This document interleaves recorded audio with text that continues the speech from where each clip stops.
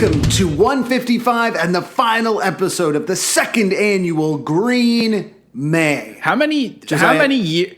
I think we're safely gonna do Green May every May, as long as we keep doing this project. Mm-hmm. How many Green Mays do you think we will do? And I'm talking about like realistically, how much longer we're gonna do the pod before one of us gets too busy or much less busy to the point of just giving up on everything. Or when are we going to die? How many Green Mays do you think are left in us? Yeah, how many Green? It's like how many summers do you get in your life, right? Like how many Green May? I mean, I think I don't know. One a year is what you get for summers. You were telling me about. You were telling me, you went to the gym. So we both earlier today. We're both doing what we can to sort of take care of us. So I would say, like, what's the average life expectancy of a Canadian male? Canadian male average.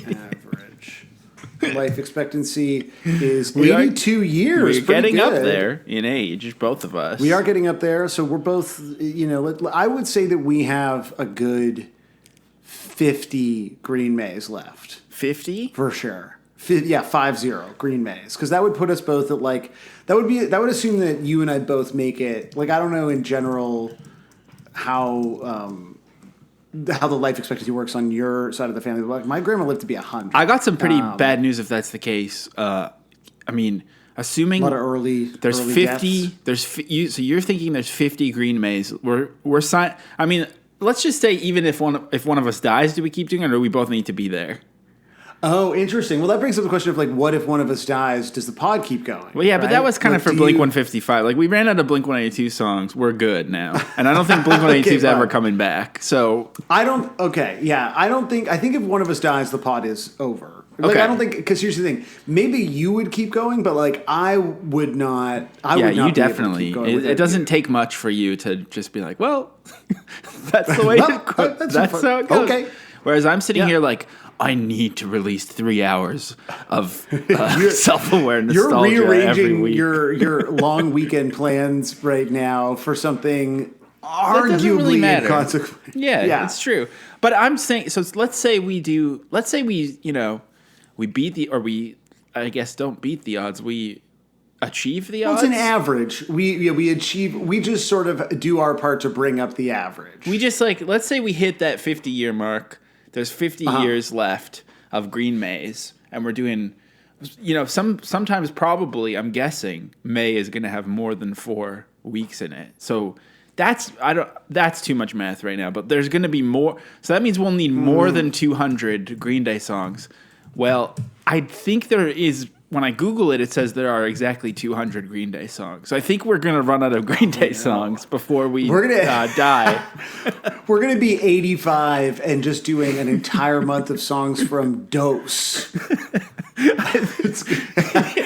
And we've already done Time of Your Life, so we're fucked in that regard, too. I mean, that would have been the great song to do on our deathbed in May. Imagine where one of us is we're live talking from our hospital beds that are in the same room. Like we've like made the sure end that of we're both. Good Morning by MGK.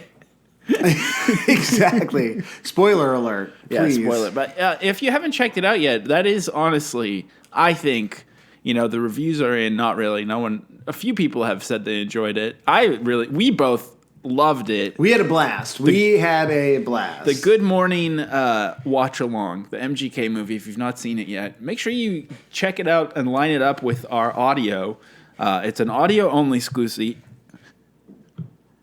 I'm winking into the mic. I don't know if you can. Oh, okay. I was like, are you burping? What's happening? There's an audio. There's no video.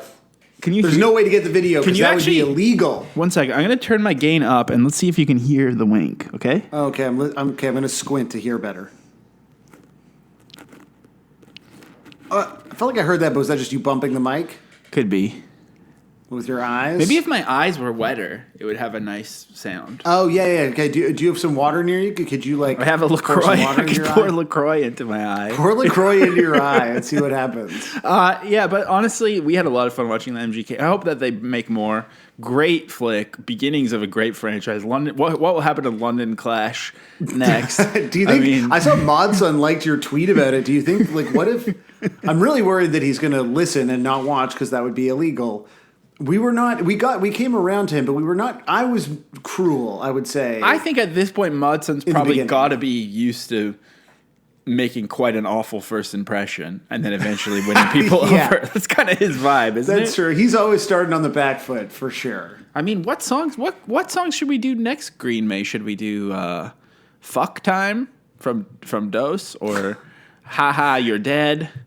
Hushinka? I mean, Even the good Green Day songs have like just wild names, really. Yeah, I think we should just start Little running through them in boy alphabetical named order. I Train. think that's the move. Yeah, it's been so fun, but we'll obviously talk about it more. But we've got London Clash on the mind. I don't know if you knew this, but London Clash was kind of a reference to a punk band, a very newsworthy punk band because their singer died, The Clash. And so let's get into punk news. That's the segment I'm going to play. Punk news. Yeah, there Punk we go. news. Punk news. Brrr. I guess you're going to actually play the song there, right?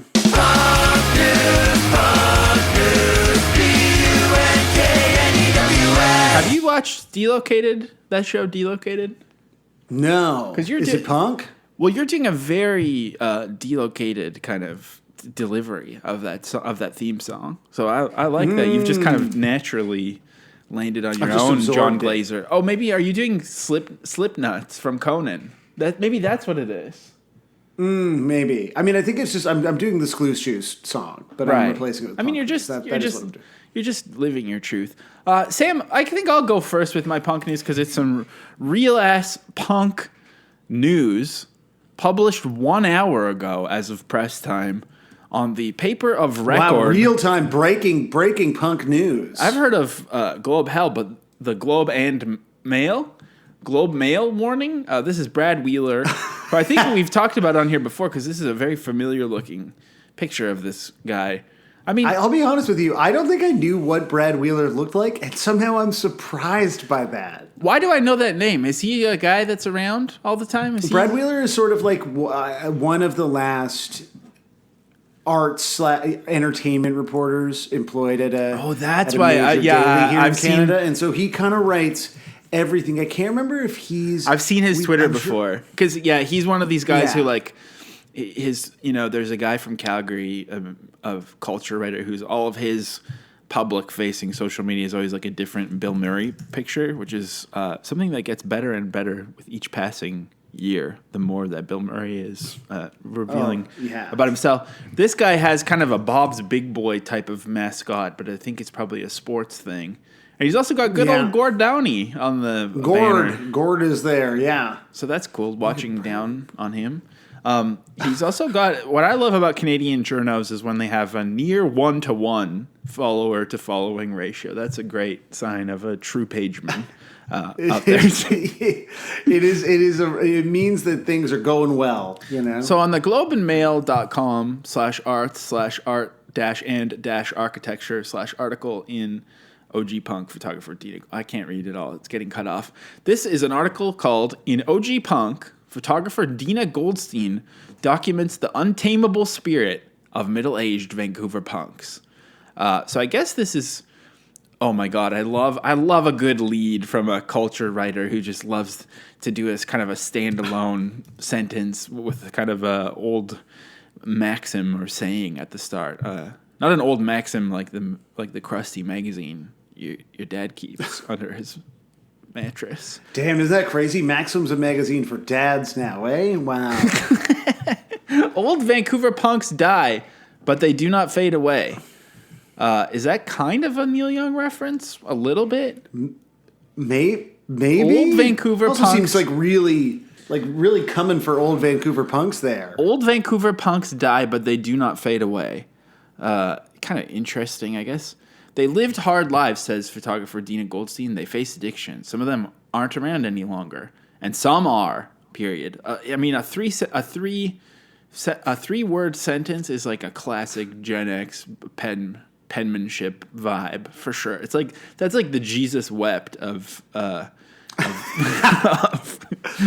I also just really like where it's like, here's how we're going to set it. This is an article about people who die, Interesting. Okay, that's unique. But some of these people have not died. Okay, I mean, color me intrigued. I'd like to know more about these quote unquote punks. Well, then you should go visit Toronto's Abozo Gallery, Abbozzo, a freaking Bozo Gallery. Man. Are they talking about City Hall? Hey, Josiah, when did you set up an art gallery in Toronto, eh? Toronto's Abozo Gallery, freaking Sam's house. I thought that was the House of Parliament. I thought the House of Parliament was in Ottawa, not Toronto. Yeah, huh? there we go. I was like trying to think of what I couldn't remember the kind of Canadian government structure, and I couldn't remember like the White House. What's the Canada one? So I got Sussex Drive is 24 Sussex. Yeah, Sussex more like. damn. The Vancouver photographer's portrait of the now middle-aged punks are showing at Toronto's Abozo Gallery, and that is Bozo Gallery. That would be probably a practice space in Toronto where some of y'all are hanging out during this month's Scotiabank Contact Photography Festival. I love Scotiabank does so much for the arts and culture. God bless them. And the way they Scotiabank Nuit Blanche. they say you're richer than you think all the time. That's something that I think about. I kind of doubt that's true because I think I spend like I'm much richer than I am. Most of the time. I definitely act. I'm definitely not as rich as I think. Yeah. The subjects Champagne are- Sammy lifestyle has got me destitute. The subjects are almost all in their leathers. Some with stiffly spiked hair that poses danger to balloons and low-flying birds. Come on, Brad. Take this seriously. The regalia is real, not retro. You see them walking down the street like this, says Goldstein. They rebel against the concept of costume. It's who they are. So they've got Raven Slander, also known as Bonnie Henry. She's in this photo show. Chris N, that's who's pictured here, this Liberty Spike type of fella. And, Wendy 13, who used to book the Cobalt, kind of got a shutout last week in here. She's got a battle vest on with the Philadelphia Flyers logo and some other stuff. Kind of cool. I like that the battle vest also has like a carabiner that has like a... the minute that cars started having those fobs, it became so much less cool to have your carabiner with your keys on it because the idea of this very punk vest with a fob hanging on it for easily locking and unlocking your car, tough. So Goldstein resists the notion that punks believe in anarchy. Rather, she sees them as leathered Tom Joads who favor loud, fast music and who treat oppression roughly, is what Brad Wheeler says in the Globe and Mail here. Punk is an ideology or a mentality toward a fairer society, she says. They're not anarchists. They're more like defenders. So lots to unpack here. Damn. From the Abozo Gallery in Toronto, which, think about the name of that place. Pretty good name to keep thinking about. But what I was thinking... a Bozo Gallery, I thought we called them the Nation. It's really... the Nation of Canada up on Parliament Hill. Chris Eden has a really... I love this look, and it's also a very expensive looking watch, I think. I mean, what I think about Chris N and all of these people is that they're all old as fuck. And I think that we can thank the insecurity of Gen Xers and boomers that no matter how old you and I get, I don't think we're ever going to have to be middle-aged because they're going to keep saying that they're middle-aged until they're dead. And that's what I was thinking about. So this is the untamable spirit of middle-aged Vancouver punks is the name of this article. And all these people are like old as all hell. Like they're on the other side Moses. of 60. Yeah. So it's like... who's the guy in the Bible who lives to be like 800 years old? Oldest Bible guy. Moses. Old as Moses. That's what they say, right? Is that the saying? Oh, Methuselah. Well, there's lots of... I mean, let's not get into like literalism and the Bible because we'll be here all day. But I just think that is what people come for. I thought like boomers are the ones also who are like, don't call my grandchildren don't call me grandma. They call me like cool mama or something. You know, they just refuse to admit it all. They refuse to. So I just think you and I will always be protected. We're always going to be young adults until the boomers and Gen Xers die, because they're not going to give it up. There's also one comment here on the Globe and Mail from Whistling in the Dark, who write, and this is from 47 minutes ago as of recording time. I liked punk back in the day and still do, but there is something sad about people who flatly refuse to let go of their youth. And for me, it makes no difference whether it is a studded shot perfecto or a Lacoste sweater and tasseled loafers. The punk look is fine for the bands that are still at it. DOA, a seminal Vancouver punk band, is currently on tour and I have tickets. But for those who are living ordinary lives, it seems anachronistic and a little depressing. While Whistling in the Dark, you know what I think is a little depressing? Buying tickets to see DOA in 2022. So, that's damn, coming for Burnaby City Councilor Joe Keatley. That's tough. Yeah, he works in the freaking Bozo Gallery. Sam, over to you for punk news. Well, this is some punks that have been really back in particular your entertainment news, probably covered by the likes of Brad Wheeler over the last few weeks with a new season of their classic show and a documentary. Of course, we're talking about the Kids in the Hall, and here on entrepreneur.com, we've got an interview with Bruce McCullough. The Kids in the Hall's Bruce McCullough says TikTok is the new punk rock. Wow. Josiah, how do you feel about that statement coming from comedy legend Bruce McCullough? Do you think TikTok is the new punk rock? So real quick, this author Dan Bova actually used to work at Maxim magazine. This is kind of an interesting connection. And I also would like to add, I kind of think, wait, that's not Bruce McCullough in the picture, is it? Yeah. Oh, I got him confused with Scott Thompson. I always get them confused. I like Scott Thompson better. Bruce, I think, is maybe the most annoying one. That I still like him, but maybe it's because I watched. I don't know who the most annoying one is. Yeah, they're kind of all trying to out annoying each other. I think that TikTok maybe is the new punk rock. I mean, there's a whole new sphere of people incorrectly explaining genre to each other, and that's going to become the truth. I mean, we've seen that happen with much more serious things. So I think someone like poorly explaining the Twee revival, for example, that will just become the new truth, or indie sleaze, or all this shit. It doesn't really matter what actually happened. We're post truth. Unfortunately, I don't think Bruce McCullough was talking about TikTok explainer videos, because evidently they were talking about the way comedy is evolving. And Bruce said, I love that people are out there making their own comedy stuff on YouTube and TikTok and making money without big studio backing. I love it because I'm a punk, right? And punk music was all about, we don't need a deal with Atlantic. We could do it ourselves. Oh, yeah, because his show, wasn't his TV show, like that awful TV show that he made, wasn't that about like being a punk in Calgary?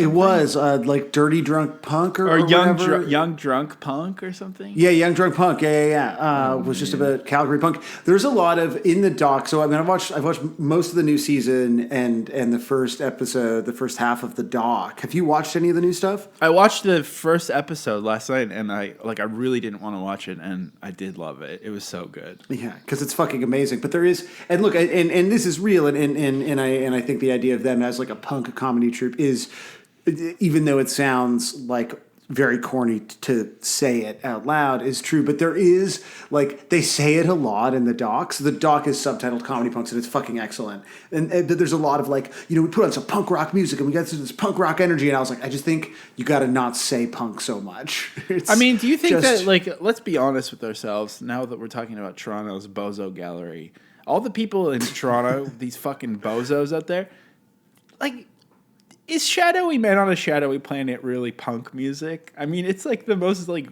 rinky-dink. I don't mind it. It's fine. But like, is it punk, really? Do you guys really think that that's punk music? I think it's like punk in execution and in its, what's the word I'm looking for?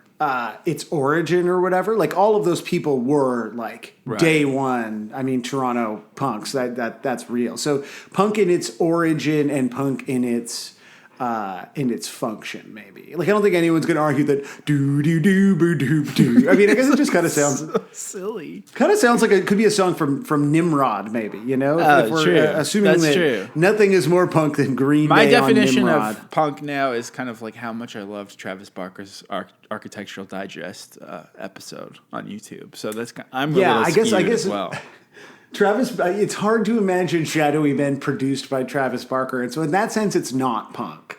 But I like this idea that like the people who are making money from comedy sketches on YouTube and TikTok, like if you think about if you search like comedy sketch on TikTok, guaranteed it's going to be like a fake like wife panty prank in the mall or something, like something that our friend Hal Dottie would post on Twitter. Like it's going to be like a wife and her husband in the mall, and he's like, I dare you to change your panties without taking off your underwear. And then it'll be like some fake shit. And then someone will hold up like a cue card in the background that says like, she doesn't realize that we're in public. Or that's what TikTok and YouTube comedy sketches are, really. Yeah, I mean, look, what is more punk than like, possibly, doing something untoward towards women, really, is the essence of the punk culture that we all grew up with and loved. So in that sense, yes, absolutely true for sure. And that's my he elsewhere he talks about being too punk to do self-promotion. If you find punk in this article, it comes I feel like a lot. Maybe this is where you need to ask people to name 5 songs. When people start saying shit like this, then you need to be like, name five shows that you've been at that are name five because that's all. It's like I believe it with Bruce. He gets off like a good guar kind of joke in the doc, noted underground punk squad. But like, like in that sense, I'm like Bruce and I probably have as deep of maybe a base of punk knowledge. But it's like Dave Foley. I'm like, I don't believe it with Dave Foley. Like Bruce for sure. Like Scott was definitely like in that scene and so I buy it, but I buy it the most with Dave Foley because I listen to punk rock. He seems like such an asshole. I think he's the most like he's like the record collector of the gang, really, because he seems like so standoffish. Like he's like judging everyone because they have the wrong pressing of the record. That's true. Okay, yeah, you're right. So maybe it's just Mark then? I don't know. But they're back and they're punker than ever and passing the punk baton to Pete Davidson, who's in episode 1 of that show. Who I guess does bring us into the Travis Barker world, so that's pretty cool. That's true. Kids in the Hall are 1 degree removed from MGK and Travis Barker. Let's get out of the. Okay, yeah, that's kind of true. But thank you. Let's move on. For your punk news, I don't know if we need to get the music to get out of here or punk news. Bam! Punk news.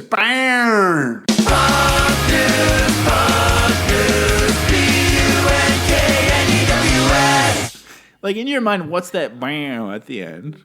It's a guitar slide. Oh, it's a slide. Okay, cool. Punk news. Oh, I thought that's. I thought it was more like a band, like a blues lick. Like, no, hold on. Like it's like this. It's like.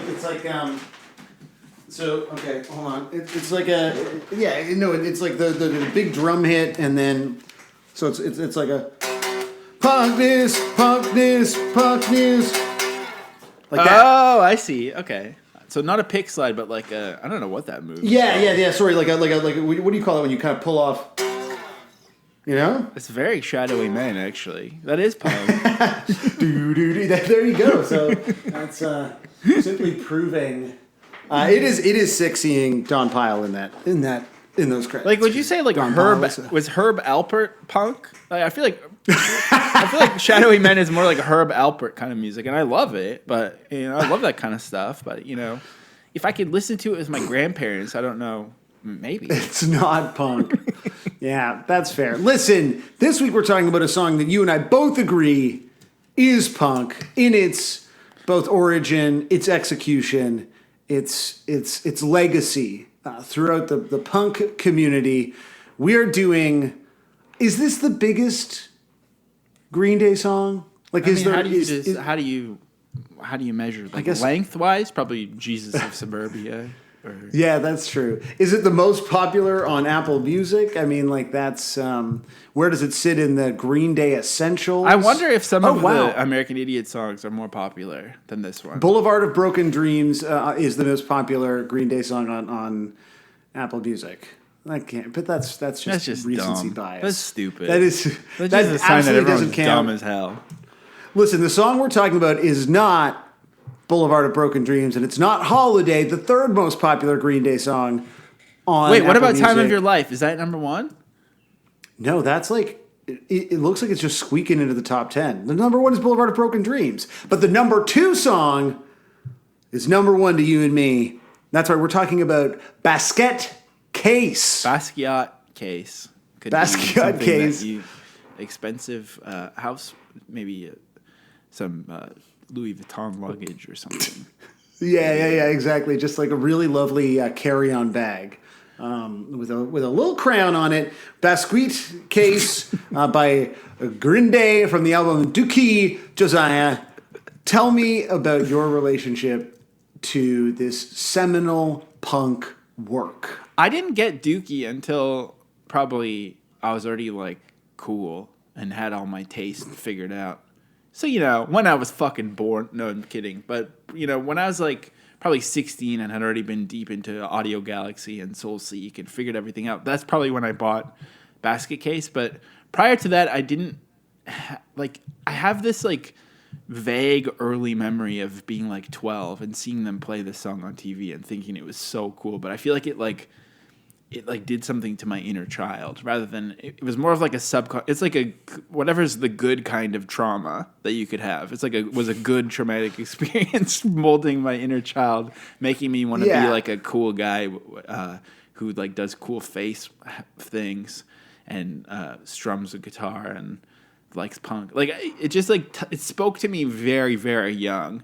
And I thought that it was them playing it on Mad TV, but I couldn't find that. I must have seen it maybe on Letterman or something.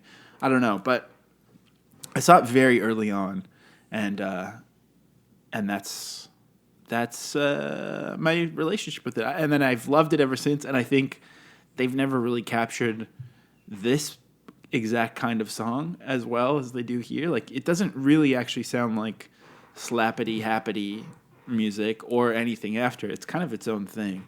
But I also think most bands did try to have a palm muted song that gets really loud after, and no one ever did it quite like this. So kudos to Green Day, and thanks for listening, and have a great evening. That's 155. It is the definitive palm muting to loud song. I mean, there's no song with palm, like you are forever in the wake of this song if you're going to do palm muting into a loud part. Like that is it.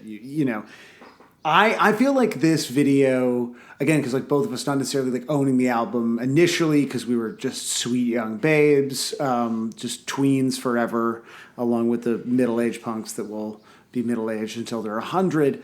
Like this video was so omnipresent and the faces were so omnipresent. And you're right, the idea of this being something that made an impact on you in a good trauma kind of capacity in a way where other videos that you had seen a lot, like I think of, a few years obviously previous, like, Smells Like Teen Spirit or whatever else was like Black Hole Sun, other things that feel like really iconic from that period where you just like saw that imagery a lot, like you were at someone's house, whatever it was. And this being the thing that the most, like clearly kind of for both of us, like infected our brains in some way, like the movement of the head, the fucking colors, like everything about this, from the like literal sound of it in the song to the like look and feel of the video to the way that the band performs in the video, feels like so definitive to what we would both clearly think is cool for the rest of our lives. Yeah.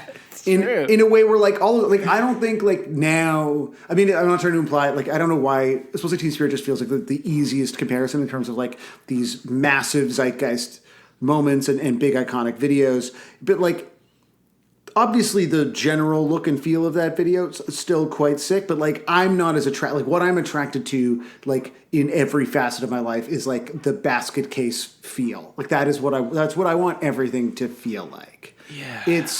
It is so, and it's something about the colors and the fucking close up on Billie Joe. Like the video is obviously, like an iconic work of art. I did like reading. We're not going to. You can find tons of basket case trivia on other podcasts that are not nearly as much fun as this one. But that there was a rumor, like Trey Cool at some point told someone that it was filmed in black and white and like hand colored after the fact or something, and like that's why it looks like that, which is quite preposterous. But it kind still, of like I could see that though, actually. But that's it. It has There's something, an unreal quality to it. Totally. It also does play. It feels like it's. I mean, it is of the same time as like, I don't know, Roger Rabbit and like that Beastie Boys cartoon video. And I mean, there's a Ren and Stimpy and Pee Wee Herman and even Simpsons kind of feel to it. Like it really feels like everything about early to mid 90s, like aesthetic done perfectly well. And then just with such an incredible song on top of it. Yeah, like this was also, I remember when I started learning how to play guitar, this was the first song that I wanted to learn how to play. And it's almost like there's too many chords. There's actually too many chords in this song for me as a shitty guitar player. Like it's actually borderline. It's not actually borderline complicated, but it's just like it's not literally just like one chord progression and then another one and then just back to the same one. Like it's a fucking good ass song and some thought has gone into it. But this was like I remember sitting with this like El Degas electric guitar and like tiny Fender practice amp and learning how to play along specifically to this song because it was like this to me is the definitive electric guitar song. Like this is if you're going to play guitar, this is what you should be striving towards. So like you learned power chords and then you went for this, or what was the deal? Yeah, I learned power chords to play this song. Like that and then I never learned any other chords. So it was like, so I can play basket like case. a G chord or something? No, not really. Wow. Like especially like I think I could, but you would need to tell me like I don't know which one's a G. Like there are a handful of Junior Battle songs where I have to play real chords because like Aaron made me or whatever. But like I have to be instructed like where to put my fingers every time. Power chords, got him. Yeah, I just refuse to learn. Like my brain refuses and I evidently refuse. But this was the song that like. I learned what a power chord was playing this song, and then I was like, well, I never need to learn anything else. And, I played overseas. Right. Yeah. But you mentioned maybe seeing them on Letterman as like the thing that might have really introduced you to this band and this song.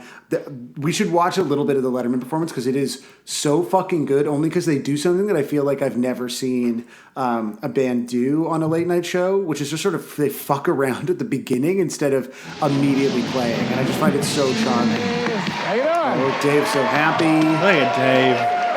Tossing the Our CD. next guest's most recent album was named the best rock CD of the year by Time Magazine. I have a copy of it right here. Wow, Time. They will be out on the Damn. big Lollapalooza tour this summer, as will I. I'll be on that tour.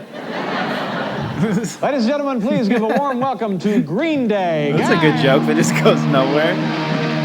But that's just it's like he's tuning. Hi. Like, have you ever seen a This band? song's for 80. No, I actually wish they did more often. I also feel like they don't really use amps anymore. You wouldn't be able to feed back naturally. No.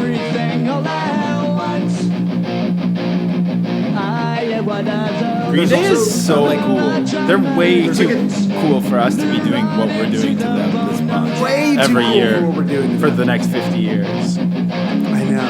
They're tied to us now. The harmonies are so perfect. The guitar smells so cool. When you first learned did you get the palm muting too? Oh, I mean, I was terrible at it, but like I tried. I don't love how he still does a little bit of his Jarl on this. But look So at- I can oh see my how that would God. like. Yeah, This would change your life. it really would. Dude, I'm gonna be. Oh my God.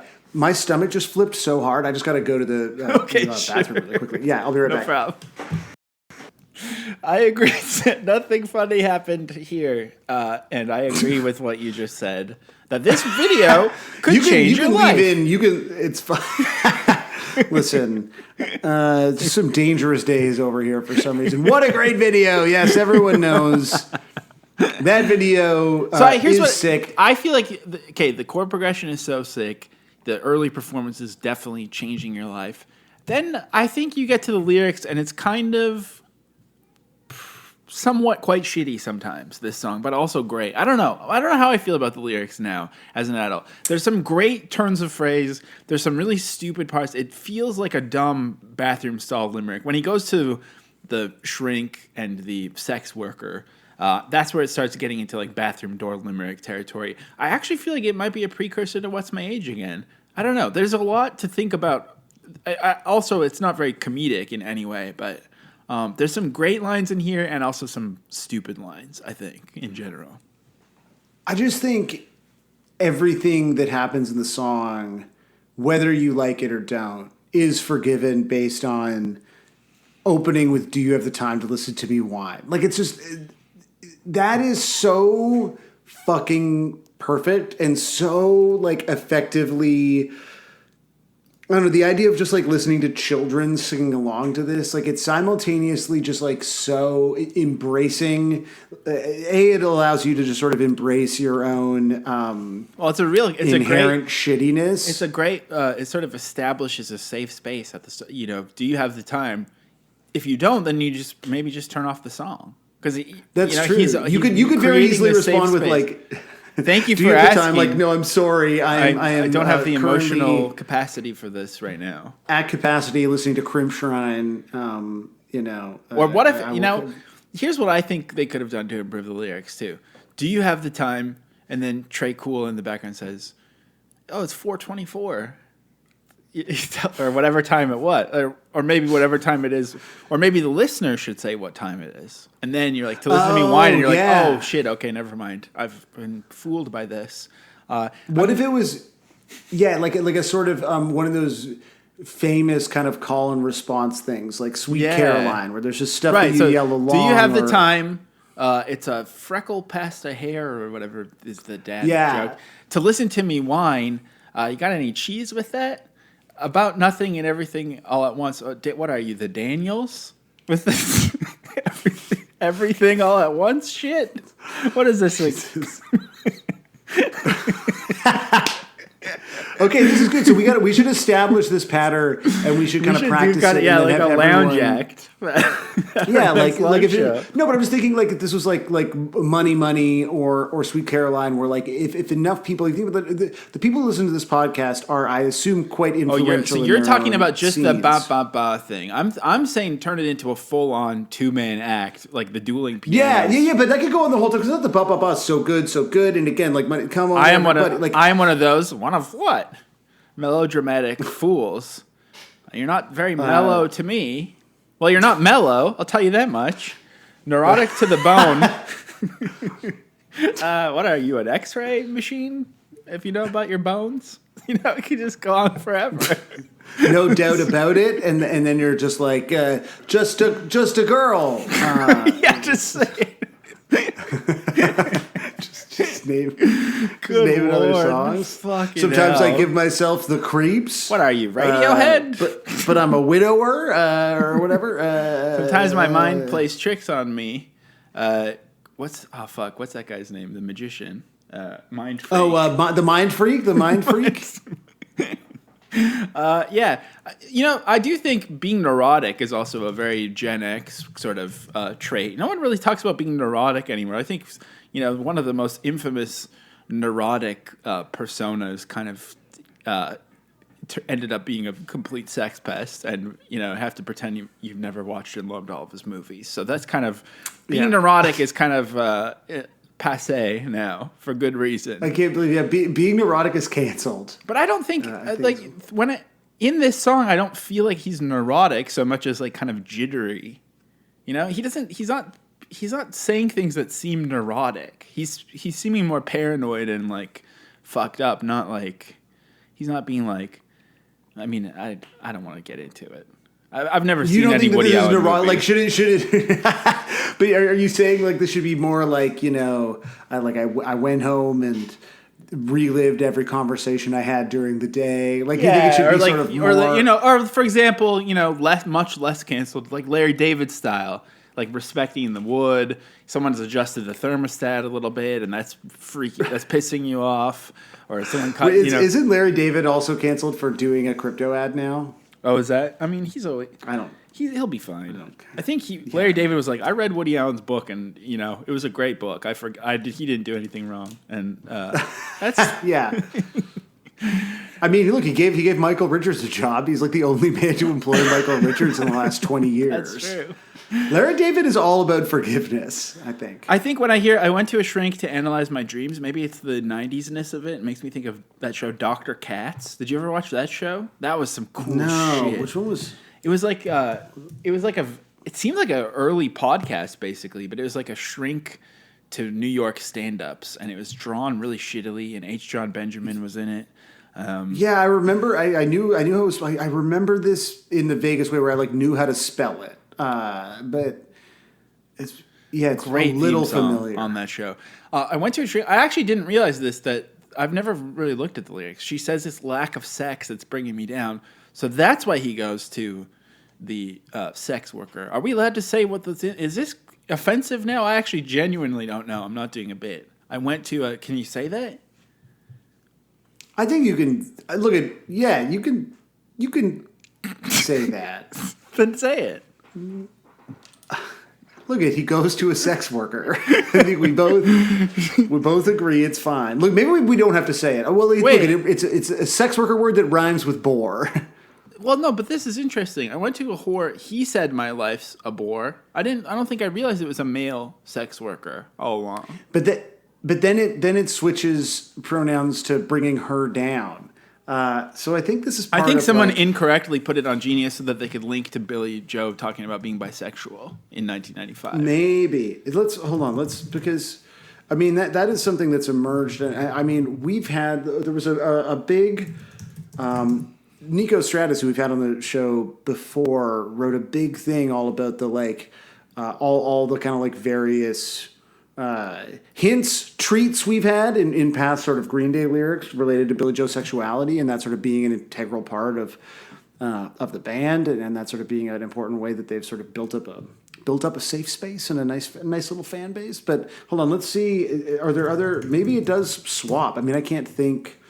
I don't know where I'm going to get the definitive version. Yeah. According to Google's lyrics, which come from Lyric Find, it's he then she. So I think that's I don't know. I think that's probably it. That's kind of cool. Yeah. Well, that's a cool sick. part. So quit my whining because it's bringing her down.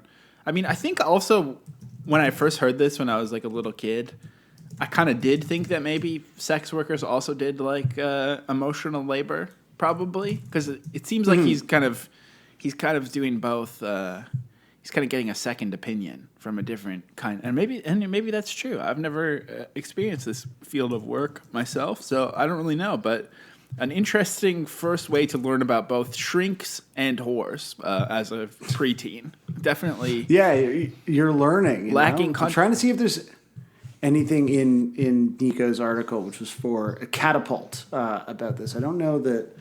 I'm looking up the sex worker word here. You refuse to say it.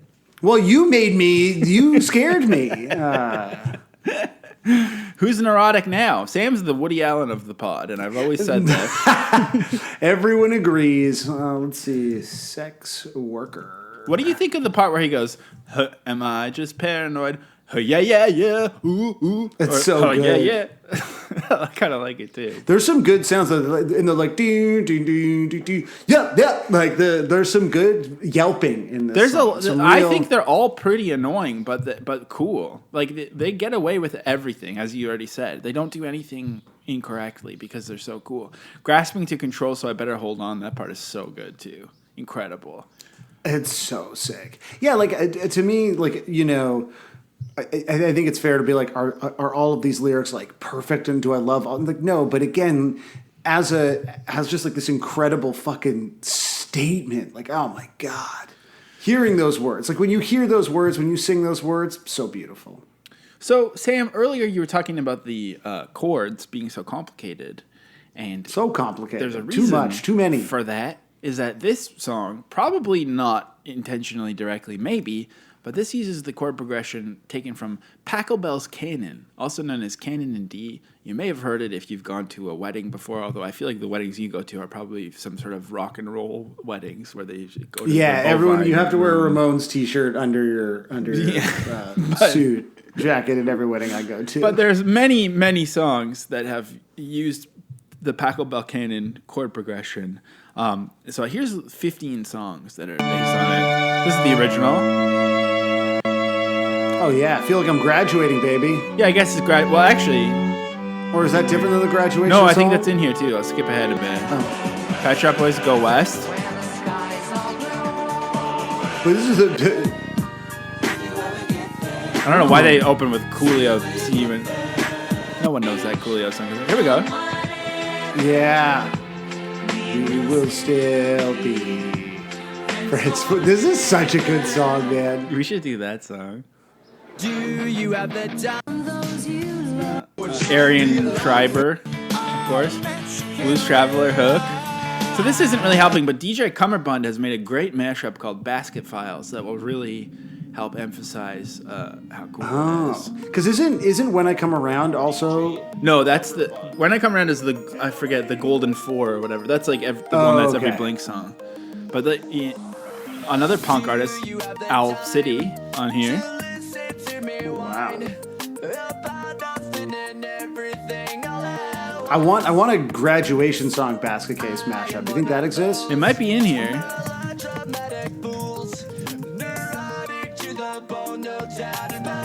This is sick. I didn't really.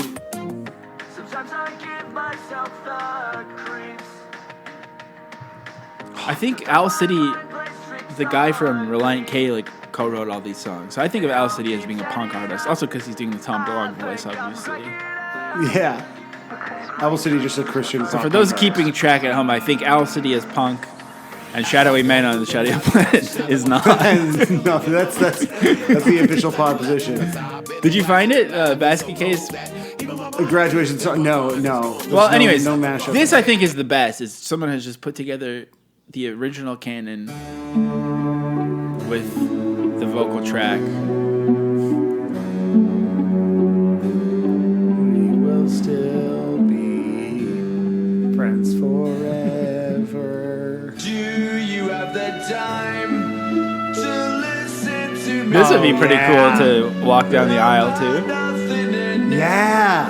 Especially if you are either a shrink our vows. or a sex worker. Probably could be a good one. I am one of those melodramatic fools. It sounds so good.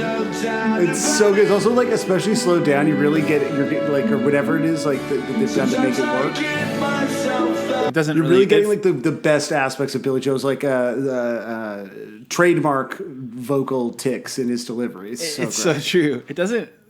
I guess sometimes I give myself the creeps. That's considered the chorus. That's kind of weird. I just realized it doesn't. That feels like a pre-chorus. The chorus feels like it's just do do do do do do. Yeah, that's the chorus. Also, the chorus chord progression is no longer canon in D. Not it's canon to the song, but it's not canon in D minor. Yeah. But anyways, we're not actually officially in covers yet, but we are kind of in the Pachelbel, the pre-Pachelbel section.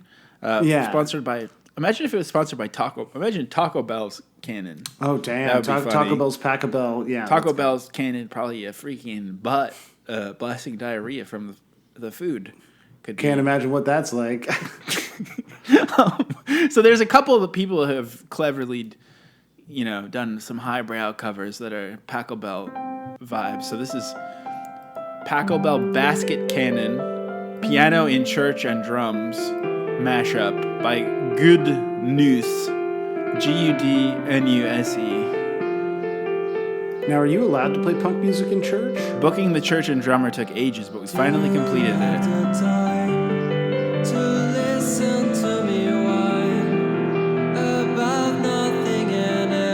It's beautiful. This is gorgeous. I'm gonna get married to this too. Yeah. We gotta get married again twice. I think 3 times with the next pack. Oh no. Married thrice?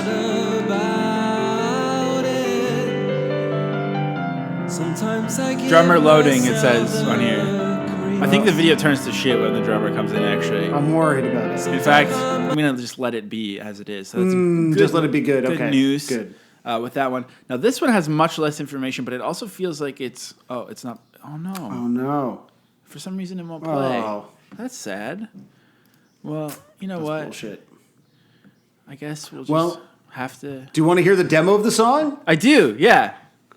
Here's the demo, and oh my god. You have the time Oh. to listen to me whine about nothing and everything. Green Day, all at once. Dookie, it says on here.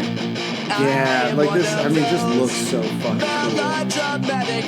I feel like we played something from this demo last year, because I recognize the tape. Sounds so good.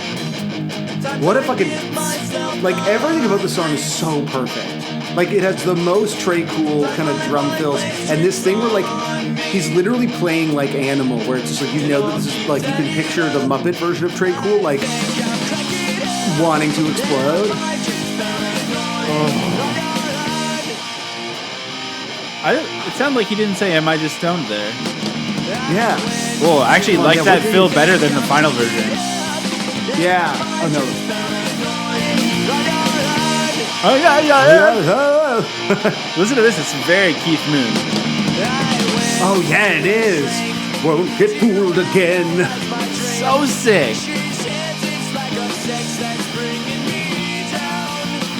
Because there were, so, like, this is, I think, from 92. Wait, hold up. He said she. He said she for the sex worker. You know what it is? I think in the studio version of Dookie, not to fuck with our fun theory about pronoun playfulness or switching around. I think it's actually who said my life's a bore, not he said my life's a bore. I think it's I went to a whore who said my whore who is kind of a fun turn of phrase. Yeah, I think, but I also like the idea of the demo being like female sex worker and then getting in to record your major label debut and just being like, I want to make sure there's just some like ambiguity here for the bros is also, I think that's a great narrative and I think we should just continue to run with it. I'm fine to run with it, but I think it is whore who. That's fair. Because it remind this was like another like live video that I found. I mean, there's so much great shit from this era that we could just sit around and watch it all night. But like, I got a same pile, vein, just so you know. There is quite a pile awaiting you, but please. So I do just want to watch this because this was like from what I could tell, this was like a radio show or something in '94. So again, like this band has like just become a big rock band and like using this platform of, I guess, playing at Madison Square Garden specifically to talk about the like horror of the AIDS crisis and the fact that it was being ignored at that time. And just like, again, coming from like an actual sort of like punk community and not compromising any of that when you're playing at Madison Square Garden. I just think this is great. So let's just watch the beginning of this MSG video because I feel like it sort of sits in the same realm of. I just want to tell you something. You made this on this fucking rock and roll fucking camera bullshit may be a lot of fun, but AIDS is a very serious thing. Whoa. It's been a serious thing for the past 15 fucking years. I don't know if we really made a point with this concert or not, but I sure hope we did, and I hope every dime that we made goes to it. So fuck all the fucking backstage rock and roll fucking bullshit. He's been doing the Justin Bieber. Fuck you're here to begin with, alright? Because people are fucking dying. And then guess what? 1 out of every 10 is you. He's been doing the. Oh, and he has dreads. I think so. Yeah. That was like the exact same cadence as his Justin Bieber rant. As the Justin Bieber rant, but yeah, just being like for 15 years, people have been dying and no one is paying attention to it. Like, it's And he's like tragic and true. 1 in and so 10 sick. will be you, and he like pointed at it. Yeah. I think he technically just did a death threat almost. I think, yeah, he definitely hexed the audience there. Anyway, Forever Punk. That is just so simply the cool. greatest. Look, there's a video of them playing. Maybe I know you got a lot, but let's just real quick before we get into covers, because that's what you got. As long as next, you right? just We're in the ask Cub me Zone. if I have the time, but So this comes from, I guess this is like a fairly famous Boston show. So that the Hatch Shell Riot. So in '94, again, when the band is just like fucking blowing up, they play, I think it looks like a free show in Boston, and 65,000 people showed up. So very Justin it Bieber ends- also. Very Justin Bieber, yeah. 65,000 people come. The barricades are stormed. People start taunting police, which is strange. It's Boston. I thought they loved the cops. 50 people were arrested. The mayor was not happy. Anyway, so the beginning of this video is like kind of very confusing, but I feel like it's sort of interesting to watch. Well, let us not try to analyze the concept, but Wait, hold on, you got 30 minutes, Greg. They played about 30 minutes. Yes, it's like a news Free report. Green Day show. They only Oh ended my up God, playing this about, is so 30 cool. minutes, Greg? They played about 30 minutes. But that's okay, man. See, we got a lot of Hype TV fans out there. And this nice state policeman gave me his hat to hold. We interrupt this program with a special bulletin. America is now under martial law. So this is all being accompanied. This is being accompanied by footage of like what looks like Boston cops look like state troopers from like 80s Yeah, TV or they look like whatever. super troopers. I feel like I saw And Farva. it's all on. This is all from Hype TV, which looks like some local music show or whatever. It's very sick graphics, but like a lot of just cops arresting people.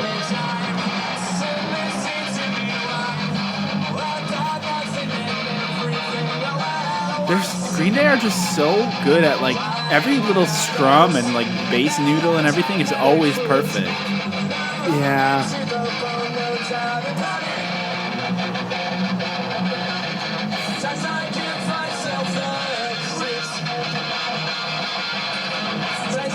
See, it sounds like this is how I play electric guitar. It's like I can't quite keep up.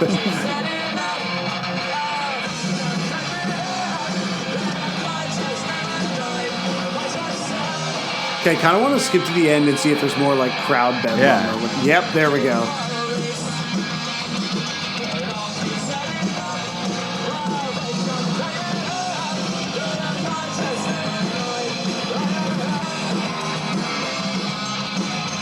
Oh yeah, Oh, okay, so hell everyone yeah. is storming the barricades now. Let's go. And cops are just trying to grab kids. Oh yeah, this is like they have lost complete control. I love it. Oh, Oh yeah, his guitar is very out of tune also. I think he must have broken a string or something. Maybe that's why it sounds like that. Oh, they're like, oh yeah, the kids are on stage now. Oh, that was it great. cuts to an American flag with the stars peeling off. Wow, Hype TV is cool as hell. Oh, and now all the stripes are. Oh my god! Now it's just a blank flag. Damn, makes you think, eh? Yes. Well, speaking of the freaking joke of a freaking flag, before we get into covers, I do want to quickly enter the parody zone. I guess the parody parade, we'll call it from now on. When we're so blessed with a song that's been parodied many times, this isn't Yes. technically a parody. This is, I think, the most iconic cover that is somewhat loosely comedic. Weird Al's Bad Hair Day included the alternative polka, which I think was kind of maybe the best thing to come out of alternative music in general, possibly. It is. It's the greatest Weird Al polka, obviously.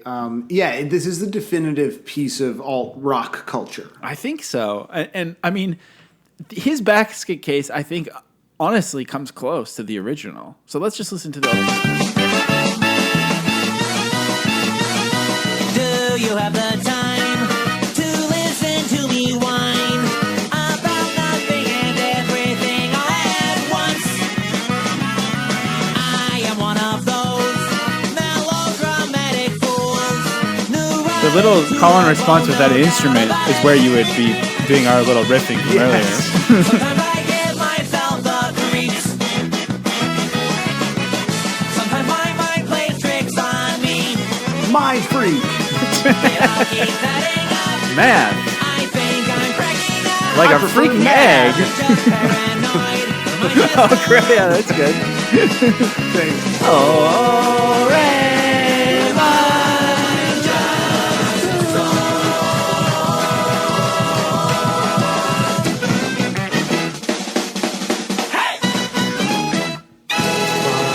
I haven't listened to Alternative Polka in so long, and I'm gonna listen to it. And I'm messaging. We have like an ongoing thread of all the songs that we need my friend Shane to play when he first does his big DJ night when he comes back. And so I'm going to Alternative Pocket? Hell yeah. You got to do it. Can you imagine just being at a bar? It's like 1 o'clock, and all of a sudden it comes on. It's just 6 minutes of I love of that. perfection. Like, DJ's worst nightmares is having annoying requests, and yet you have like a group text to bully Shane into playing things. That's poor Shane. Well, yeah, it's fine. It's Look weird. at this is how he ensures that people come out.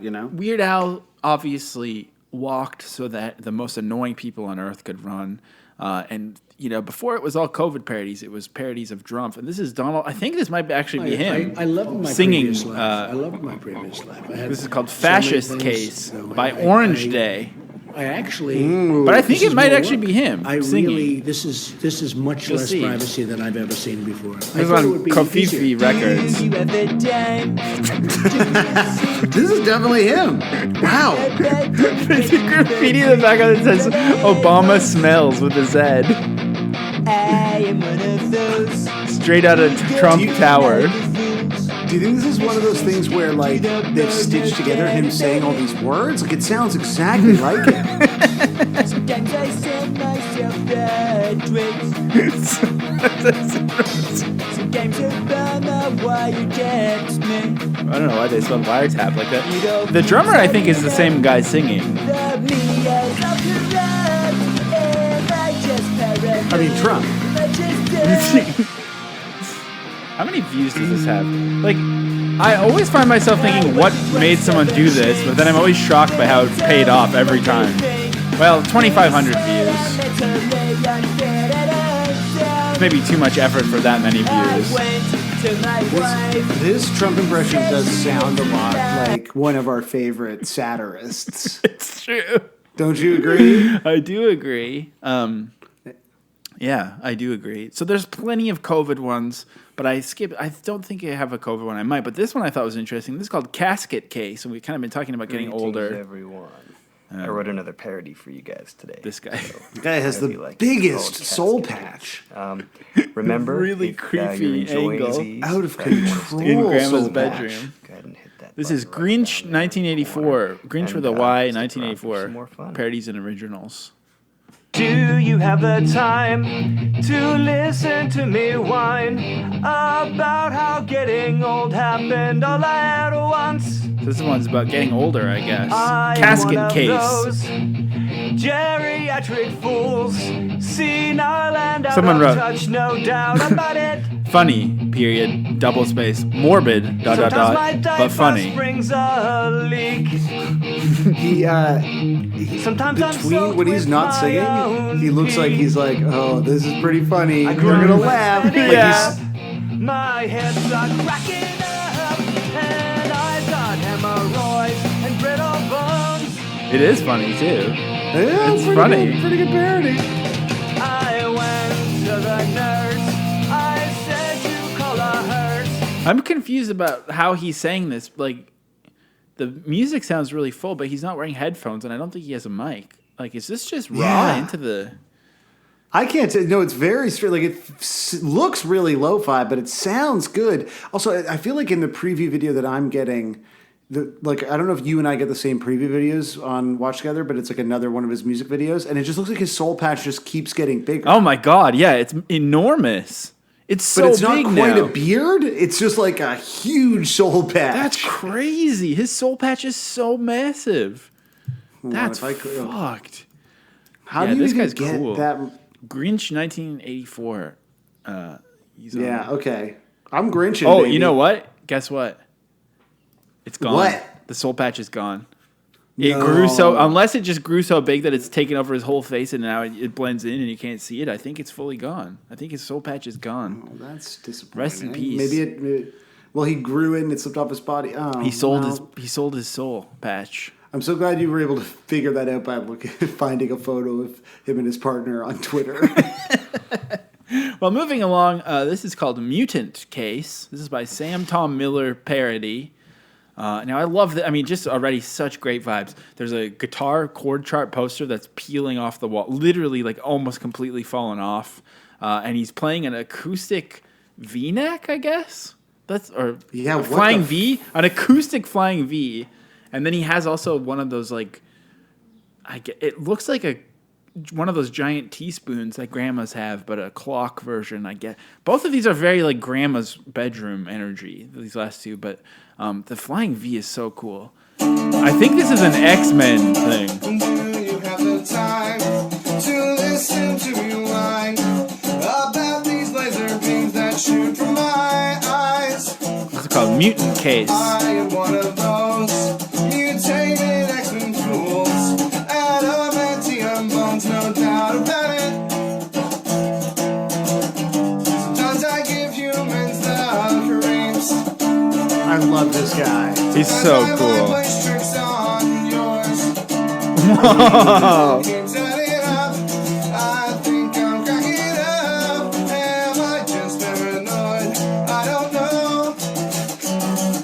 So it's kind of I like when they do a parody where it's like the narrative of the song is already so suited to a parody that it kind of just like they just kind of change a couple words to be about me. Like, yeah, they don't have to do a lot. You're like, oh, I see, that's clever. You made it like it's from the perspective of every X-Men. So this next one is we're gonna switch to girls now. This one I don't really understand. The girls zone, I don't really understand what this is, but it's somehow it's called One Direction parody, embarrassed via Basket Case by Green Day. This has something to do with being obsessed with One Direction, which I think anyone can relate to. Hello again, One Direction. By now you have your next golden ticket. Your next chance to bring 1D to me and join B for her golden birthday. So, already I'm quite confused. There's a mom holding a golden ticket to bring 1D to me, trying to get One Direction. I don't really know. If you haven't already thought that we're a basket case to run this campaign, we'd actually worry about you. We've lost a screw. This next song will prove to you that he might be right. This is for Niall. What is this? Would you have a chance to listen to me about that golden ticket in your hand? One Direction gold. It's from one of those melodramatic modes. You write it with that trick she's making up. I guess in 2012. Was this like a contest? There's a contest. It's so complicated, but it's on the One Direction. It might not come too much. I think she might be sad. You need to fix the mix if you're going to be trying to enter something this complicated. I mean, once you get to the terms and services of the contest, I can only imagine how impossible it is to understand what you're saying. But, I hope you won or got what you were looking for with that. It's a confusing contest. I don't understand. Very confusing One Direction contest. Also, something we didn't touch on, but I just remembered right now, and I don't think we need to really get into it too much. But there is sort of some debate over the origin of Basket Case. Some people believe that it's from World War I, a soldier who has lost all 4 limbs and are thus needs to be carried around in a basket, which is kind of a cool vibe. Obviously, I know it from the movie Basket Case. Hell yeah. One of the all-time great, I guess, we can reveal that we did try to get the twin from Basket Case. Yeah, exactly. That would have been. Oh, we could have done that. If someone could do an impression, that would be pretty funny. Yeah, exactly. We should have. How's it going? I can't remember. Does he talk? I don't. I think he just goes we could. I guess there's still time. But does the twin talk? And I can't remember. But there is some debate, and I don't know. Last time I said something about etymology, then Yossi put me on Blasty, because I didn't have the full backstory. I don't want to read a whole thing on Grammarphobia blog, but I think, obviously it's used colloquially to be very ableist. Either way, whether it's mentally or physically, I guess it's a very ableist term, but the song is uncancelable, much like Larry David. So moving along. Yeah. This one is called Panic Buying, and I don't know if this is about, I haven't watched enough of it to know what it's about. I'm assuming it's COVID, but it could be gas. The most important thing is this fella used Smule to make his parody. So that's cool. The country's gone. Oh, mad. wow. Somerset Scotsman. The country's... One thing for it. To take the mic. Oh my God, we need to give this a song. I shouldn't have talked over that. The country's gone mad. But there's only one thing for it. To take the mic. You know when the country's gone mad, you just got to take the mic sometimes. We've all lost our minds. We all wait in this line to fill our cars with fuel we don't really need. I've been one of those panic buying fools, queuing for 3 hours to add 20 pounds. I took a drive to check the BP. Comments are turned off on this video. I checked its shelf, but they were empty. I guess there was some fuel panic buying in the UK last Had year. a lot, Okay, so what I'm is... not Yeah. filling up. I know I'm paranoid, but I've got fuel. You could just sing anything you want over this song. Yeah, it's so malleable. Builder with a tan. So that's Scotsman. And while we're over there, I think it's not the same country, and I don't want anyone to yell at me, but we wouldn't be the pod if we weren't sort of disparaging the Irish every week for some reason. So this one's called... for some reason. This one's called Pot of Gold. This is a parody by Ethan Moyer called Pot of Gold. Do you want a shoe? I'll make you one or two. But first you Cool need animated to get video. to me, and that's tough. It's just a I'm leprechaun. someone you'd feel is totally not Do real. leprechauns make shoes? I guess so. Like, they didn't really open with the most famous lore. Yeah. 59 views. Sometimes I wish that Someone I was commented, "Bro, you're underrated. Your Bang parody is great, and so is this one. Gonna move to more of these when this one ends." I think we found another parody master. Yes. From my pot of gold, my problems are destroyed. Top of the world. So this is just... Oh, apparently leprechauns are shoemakers first, I believe. Oh shit! The place where I live is colored Roy G. Biv. Oh my God, Rainbow Heads are going crazy with that reference. Where's my Rainbow Heads at? Bright green shorts. So get to climbing and don't ever look down. So that's kind of the parody parade, and I think if you'll allow me, well, I guess I should check first. Do you have the time? Yeah, it's 5 o'clock. Look at the word leprechaun may be derived from the Irish leith brogan, meaning shoemaker. Indeed, though leprechauns are often associated with riches and gold, in folklore their main vocation is anything but glamorous. They are humble cobblers or shoemakers. So this is like for rainbow heads, for leprechaun heads. It's all happening. This song cobbler? is smart. Okay. I'm gonna pee. Yes. Let me ask you again, Sam. Do you have the time?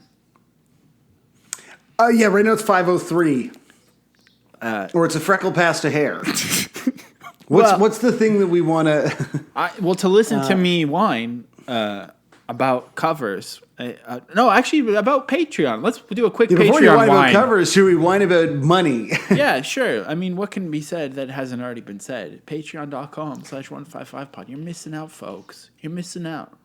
The thing that's coming out this week is even stupider than last week.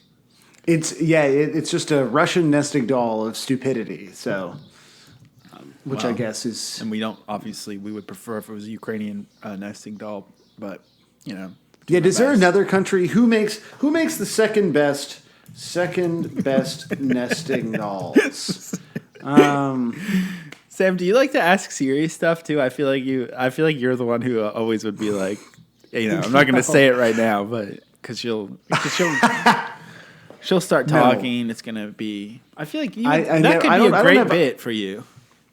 To just become a person who asks Siri things. or My you- dad does it. My dad, like, if we're talking and we're like, oh, I wonder, like, he'll pull out his phone and be like, oh, he's Oh, an okay yeah. Googie man. But yeah. My It's, dad loves to do that too, or to like Shazam everything always. Just always Shazam.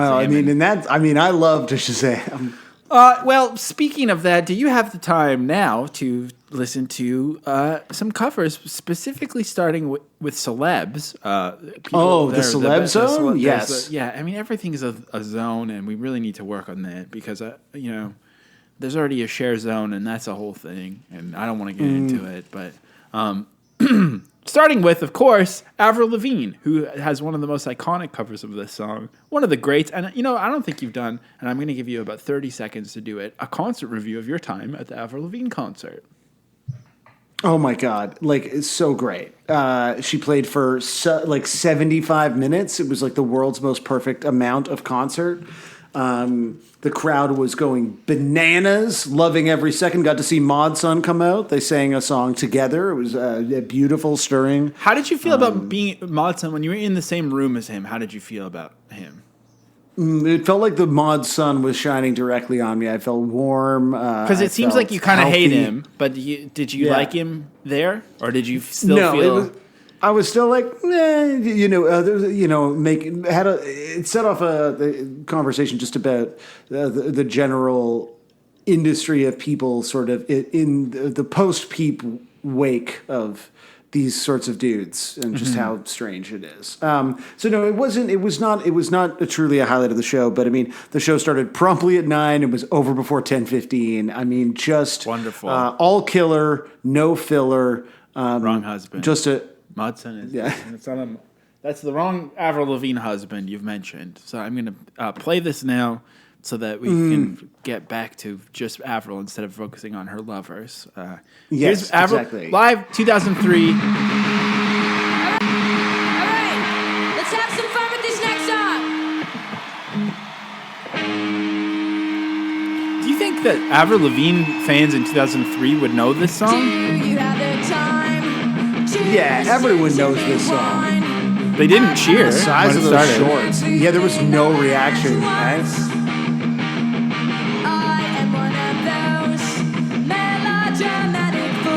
I was assuming this was just going to be like a one-off, like this was going to be like her cover of Chop Suey or whatever. This is like they put effort into this. Oh, the kids are singing Okay, along. the teens know it. The tweens know it. Whoa, devil horns. Calm down, buddy. Damn. That was a real, like, I feel like she doesn't do that anymore, but the sort of just that mic technique where it's like really, like the hand is wrapped around the top. It's a good look. It's cool.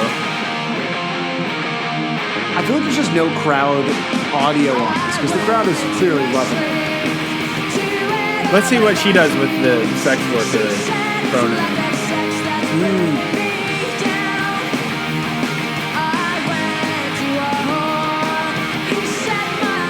That's a he. But you can't tell if she's saying. You can't tell That's if she's definitely a saying. he, she. I think she was saying who, but she's singing Avril Lavigne like. That felt like a he. Yeah. Like that was he, her. Yeah, it's great. That was good, man. I feel like that works for her. You know, without Avril, I mean, Avril wouldn't exist without our next. I'm going to call these celebs guests of the show. This is, of course, absolutely. the OG featuring. We learned about OG punks earlier. Well, this is the OG Avril, I think, even with a similar kind of name, Alanis. And this is on Jimmy Kimmel way later in time. I don't know why she did this. Curry Washington, thanks to Pamela Anderson and Tristan McManus, and apologies to Matt Damon. We ran out of time. Tomorrow night, Keanu Reeves, Jennifer Goodwin, and music from Hot Chip. This is her new album. Wow, what a blast from the past. Holy Now, shit. playing us off the air with a cover of Basket Case by Green Day. You can see the full performance I hate at Jimmy Kimmel. JimmyKimmelLive.com. No, Once he's again, good. Alanis The Morissette. best Good night. Jimmy is Fallon. And I'll always believe that. Why? It's so weird.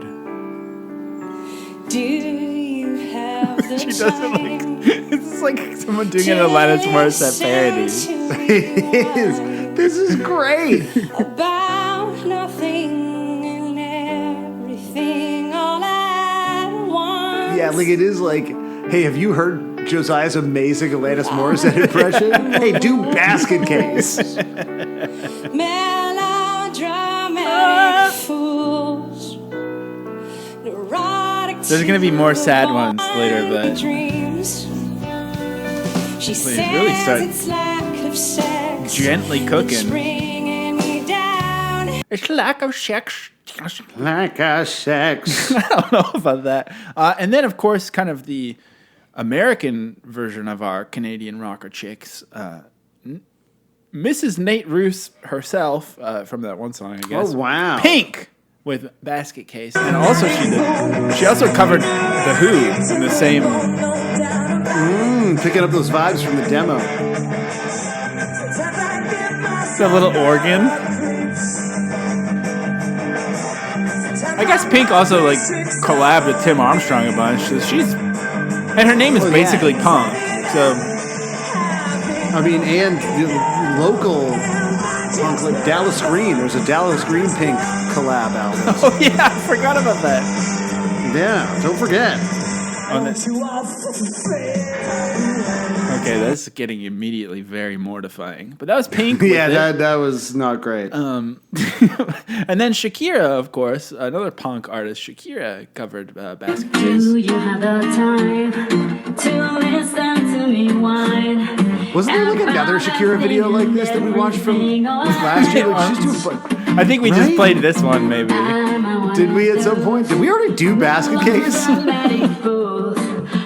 Maybe we should do Basket Case once a month for the next 50 years, or once every May. I'm down. Yeah. Sometimes I give myself the creeps. I don't know. I mean, that's cute. I don't love when people sing and then like bob their head and smile into the camera. It makes me a little bit uncomfortable usually.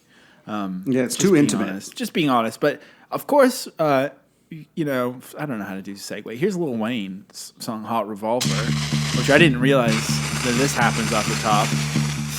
This episode's getting deleted from streaming services. You haven't spent a lot of time with Hot Revolver? No, this is a song from what's it called, Rebirth or whatever, his rock album. Right, yeah, but I'm just saying, like, you know. She says, do you have the time? Yes. To listen to me whine. She asking who's on the other. That's it. That's is awesome. this? Should I know this song? Do you like this song, or was that no? A riff I don't think. That's what I'm saying. biffed? I didn't spend a lot of time with like this era of Wayne. Yeah, but I've heard that Rebirth is like kind of a secret classic of like weird albums, and I did see him on this tour, and he did one of his famous Neil Young-esque one-note guitar solos to an arena, and it was incredible. So was it sick? Yeah, it was so sick. So moving along just quickly through the celeb zone, maybe the celebs are getting a little bit less celeb-y, but celeb to me, Rivers Cuomo, absolutely killing it. Tomorrow is May 10th. Yeah, see, this is more like what I was expecting from those other covers. It's just like hanging out, playing acoustic guitar. But those were some high-quality celeb videos, mostly. I know, it's crazy. Also, if you're gonna upload a video, you could trim the front. Is he drinking a bottle of water with like those, whatever those crystals are called, the flavor crystals? I hope so. He's gotta get his electrolytes up. New band the other night. We were supposed to play tonight, right down the road, but they canceled. So I guess I feel kind of silly for learning one of his songs. Is this like this must be from the Weezer Green Day Fall Out Boy tour that was such a disaster. Yeah. This is so good. This fucking rules.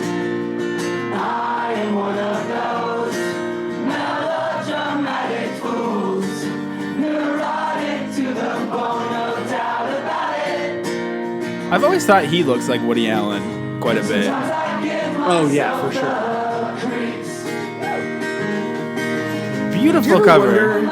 If like, given that Rivers follows like, because the Rivers ratio is not crazy, even though everyone that he follows is like people we know, right? Do you ever wonder if Rivers sees our tweets? I try not to think about if anyone sees my tweets, to be honest, because then I would I want to stop know if posting Rivers them. sees my tweets. So that's Rivers. Speaking of Woody Allen type of guys, well, you know, I don't know if the old guitarist is in this one or not. This is, yeah, I think he's here. had a place, and it goes like this. This is Newfound Glory.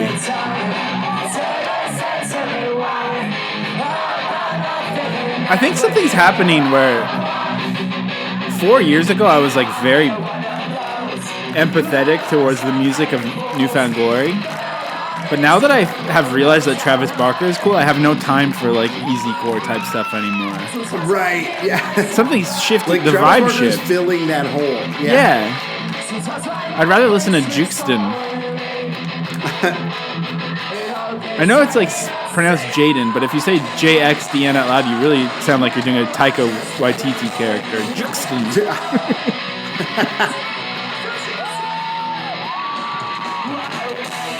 Yeah, I don't know. Like, whatever. Newfound Glory did it. Okay, good for them. This is the one I'm most excited about from the celebs. Oh. Actually, I'm going to save it for last. Because this is also very tiresome in a different way, but this is Robert Fripp. He keeps going viral. Have you seen these videos? Like, I've seen, is this him and his wife or whatever? yeah, Robert Fripp and his wife, of course. Robert Fripp, kind of like beloved Prague guy, King Crimson and Fripp, and, you know, and all this stuff. But he's decided, as so many old people sadly do, to make like annoying "Why Be Normal" videos with his wife. This is Toya and Robert's Sunday lunch. They make it look like a daytime TV show with the opening thing. I know, yeah, it's a very 1, 2, 3, 4. Like, so Toya is in the background with an actual basket on her head, and she's holding up 2 eggplants, wearing some kind of lingerie, and then Robert Fripp is like,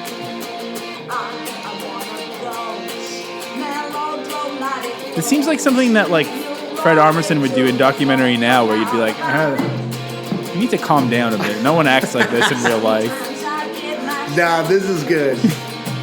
What is she? She's hitting a drum with eggplants. It's like hanging, yeah.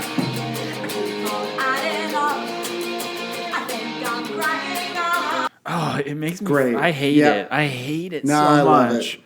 They were just having a wacky time People during watch COVID. these Bless things. them. Yeah, they do. 236,000 views. Good Lord. Calm down. Yeah, people love them. People, So this- because they had the one that went really viral. Like, I know people were paying attention to these who were like fans or whatever. But what was like the big thing? And it was just like them just recording in their kitchen during. And who cares? It's fine. It's fine. I don't know. I don't know about that one. But I know about this one. This is a perfect sort of like Katamari ball rolling up pop cultural references all over the place. This is the band Bastille covering Basket Case in an emotional kind of string orchestral way for Amazon's failed live-action reboot of The Tick. So that's like so many things at once, really. Do you have the time? It sounds so stupid. To me whine about nothing and everything all at once. I am one of those melodramatic fools, neurotic to the bone, no doubt about it. Sometimes I give myself the creeps.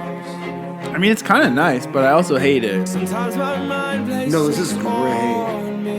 You're right. There's a lot to think about here, though. It's so much. Like, even just this image. Bastille, Basket Case, The Tick. Am I just paranoid or am I just stoned?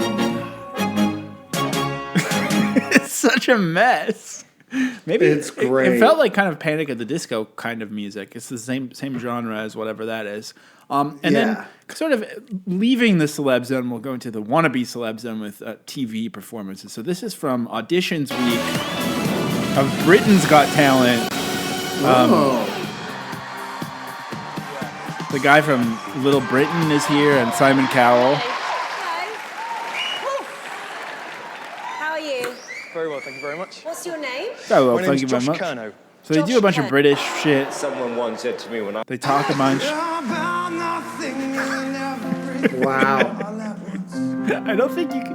I think he's trying to make them cry with this, but I think it's I am one of those melodramatic Josh Kernow. neurotic to the bone. What do you think? Do you think Simon's gonna like it? Oh, he's wearing white Toms. Interesting shoe choice. Sometimes I give myself the creep. It sounds kind of like Meatloaf. Yeah. I kind of feel like all the judges are trying not to laugh. Oh, the crowd loves it. Just paranoid, or am I just Am I paranoid or am I just to a shrink? The judges have such neutral faces. Says it's lack of sex. It's bringing me down. I forgot this isn't The Voice. I was like, why are their chairs already turned around? Sometimes I give myself the creeps.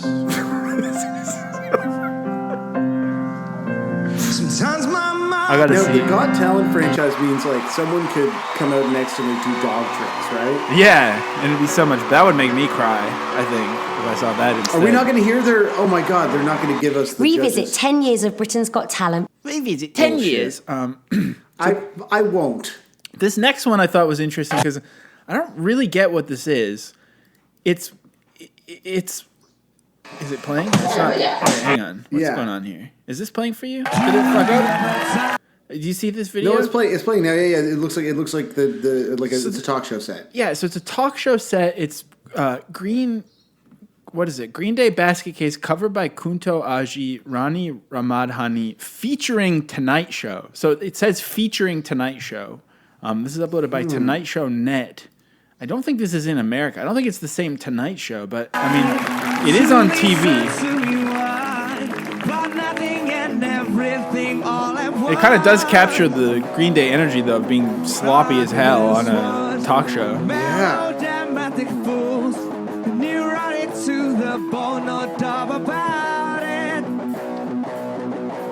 Sometimes I give myself the crib. Oh, this is in Indonesia. This is awesome. Yeah, of course in Indonesia this band is on the Tonight Show. So it's just called Tonight, I guess? Maybe this is actually a music competition show. Oh yeah, I mean, I feel like it's a music competition show because we got some trills in. Night talk show that will provide information and entertainment with Vincent Desta and Hasti Parwadhanita, as well as guest stars from various circles. Accompanying the night's rest, the Tonight Show is full of surprises that are a pity to miss. I agree. Yeah, I mean, it kind of looks like it's on the Stephen Colbert set or something. Like the Colbert it really Report. looks Colbert, yeah. Yeah, so very strange, very interesting, and I'm thankful for it. Featuring Tonight Show, I just like that idea of like it's like the city being a character. The Tonight Show is the guest on the cover. Yeah. They are the hosts, and they are simply they are hosting the Tonight Show. So that makes sense. This next one is called Rock Mina. I thought it was a good way to ease into sort of the wild ride we're about to go on. Special thanks, Gabriel Bracino and Peter Edel. Do you have the time? This just seems like one of those like pay-to-play type of like Rebecca Black full-service studio things. Oh, for sure, yeah. But she's killing it with it. I mean, there's some amps behind her and some lights. She's got a lot of chains. Yeah, she's got a cool old-timey microphone. Sometimes I give myself the She's really a lot of good eye acting. Yeah. Sometimes my play tricks on. I wonder how much it costs to make one of these. Like, how much would it cost if we wanted to make some kind of full-service studio bullshit? Yeah, we should become the creators of this exact type of content.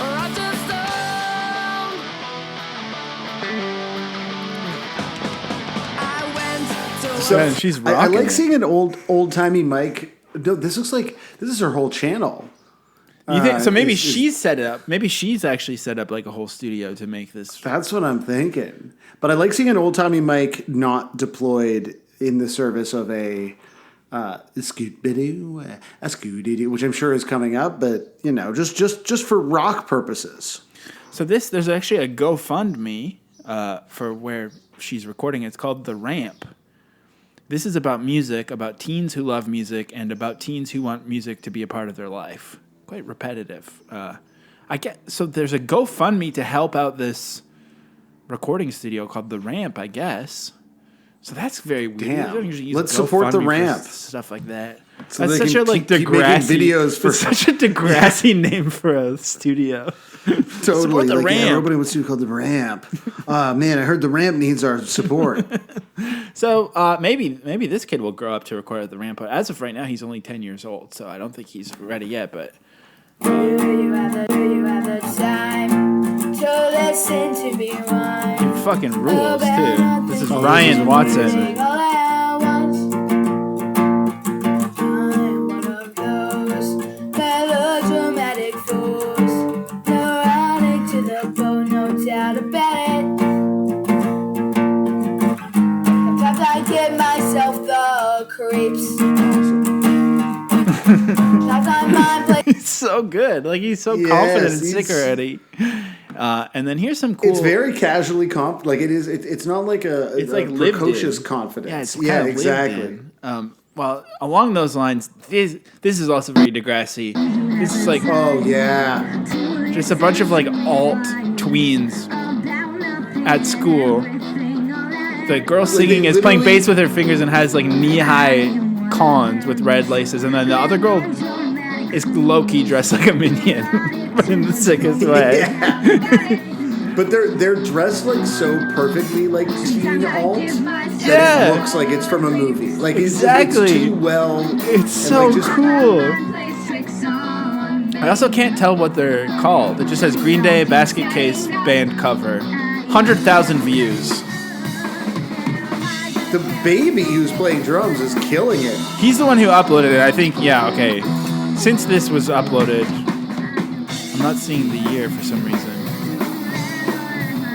Oh, 2016. Since then, he's got like Gojira cover videos and stuff. So he's gone places. But I'm more interested in what happened to these cool alt girls because I feel like they probably they are the heroes of this video. great harmonies. And there's like jocks off to the side, like not paying attention. Like this is like a real freaks and geeks situation where and then totally. the normie jocks are just off to the side. So that was kind of cool. And then these alt teens, I can't figure out. I think they're called Broken Arts, but this is maybe you'll know where this is. This is alt teens playing at a coffee shop in front of a window. It's still light outside. Classic teen vibe. This is at Joe Bean Cafe in downtown Oshawa, Ontario, Canada. So I have not spent any time at the Joe Bean Cafe in downtown Oshawa, but perhaps I should. It's looking like a bit of a rock and roll mecca. False start. Technical difficulties. Yeah. That's also so Degrassi. Technical difficulties. That girl's Paige. Right. Now this is Basket Case by Green Day. Yeah. Oh, these kids are drama kids.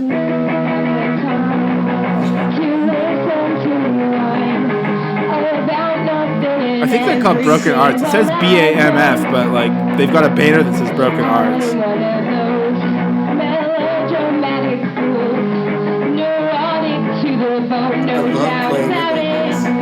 No, and the girl singing is like, she's stage ready for like Broadway though. A specific type of stage. Some little boy just walked by and looked in the window.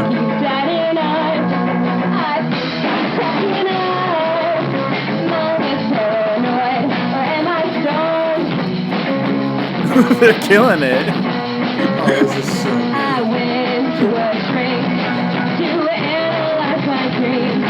So, yeah, that was in Oshawa. Fucking awesome. This is called Cass Band. K-A-S. And this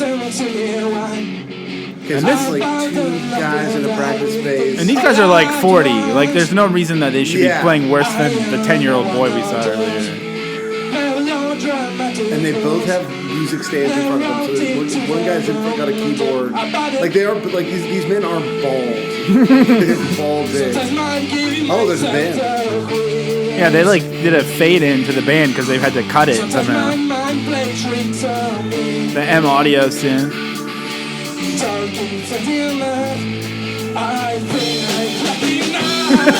It's so good. I think the sloppier it is, the better. As always. The keyboard. Wow. Really bringing in the keys.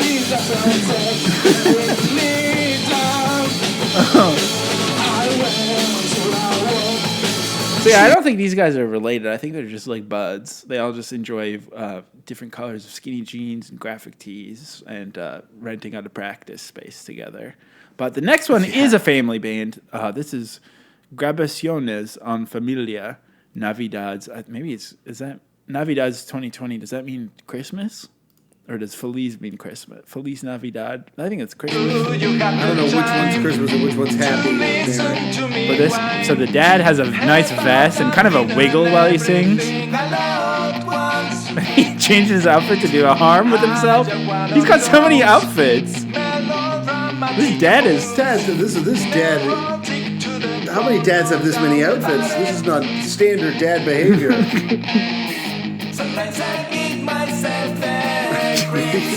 It's so good. Now we've got small boy on drums. There's a small boy in front of the CD collection playing electric drums. Yes. And then another boy sitting down gently playing bass. Is he gonna hit that? Yes, boy. Yeah. And then there's an even smaller boy wearing a Tom DeLonge leather jacket and playing keyboard. But look how that Yoda toy. I think that dad, he has a great wiggle when he's in that vest singing, but I think he's wearing a pocket watch chain as well. Amazing. So cool. So this is a family band rocking out. It's kind of cool. I just thought that would be worth seeing. And now we're gonna listen to a couple metal covers, if we might. Well, this one is kind of a viral, humorous take on it. So he has a. Before we get to the punchline, so this is when you bought an 8-string guitar, but the only song you know is "Basket Case" by Green Day. Funny. So imagine that kind of scenario. Imagine sort of a "Whose Line Is It Anyway" style. Right. You're a metal YouTuber. This is KMac 2021 has uploaded this.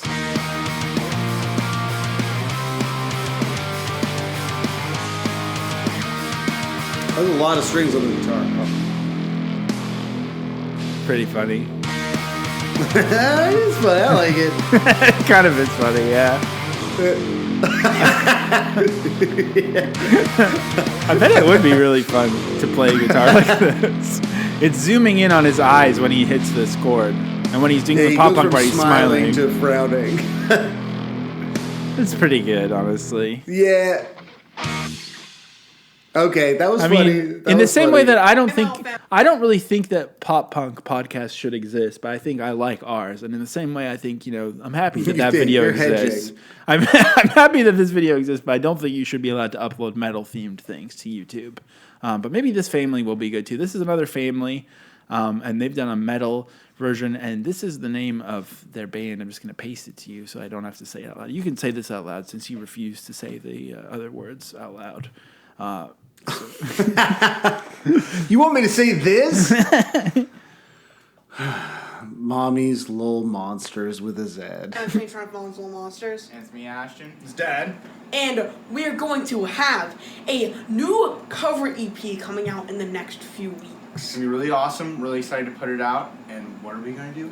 We're going to put out a series of videos of the songs being played live in the garage. I had to do a cut while Dad was talking. Yeah. He flubbed his line. Uh-oh. It's kind of actually pretty sick, though. This is so sick. It's like a 12-year-old kid doing all these vocals. Yo, this fucking rocks. And then the drummer is like, yeah, this is like a true metal family. Like, the drummer's got an Infest patch on his leg. This is so much sicker than other. Maybe I just love YouTube metal now.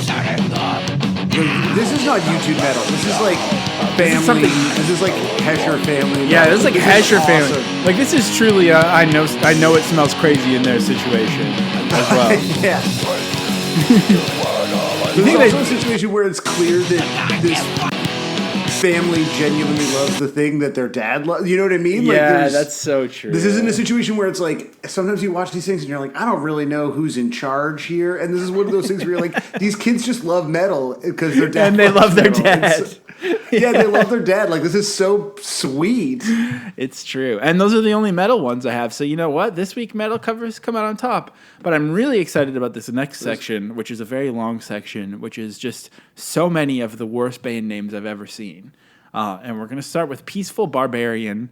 And this one's in here because it was uploaded yesterday. This is the Couch Cover Sessions. Basket Case by Guinde, it says on here.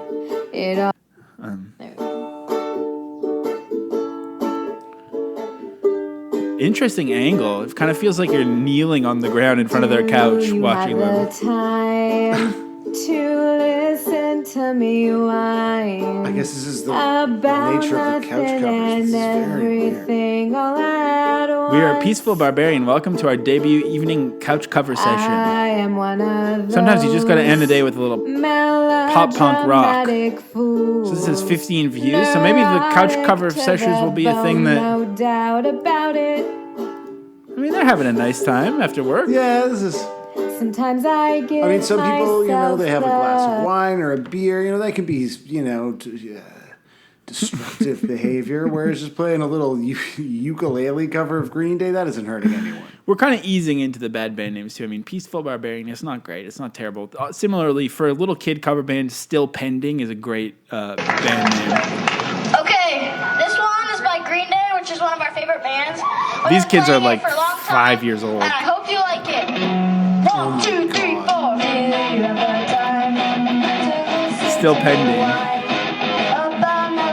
Well, they were 10 also. Everyone's 10 who covers this. They're so good. This is incredible. Imagine you were walking by this parking lot and you saw this. Too enchanted.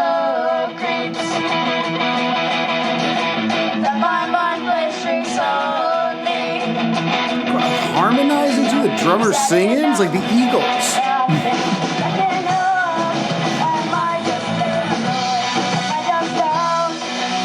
I just gotta hear the riff. Oh yeah, he nailed it!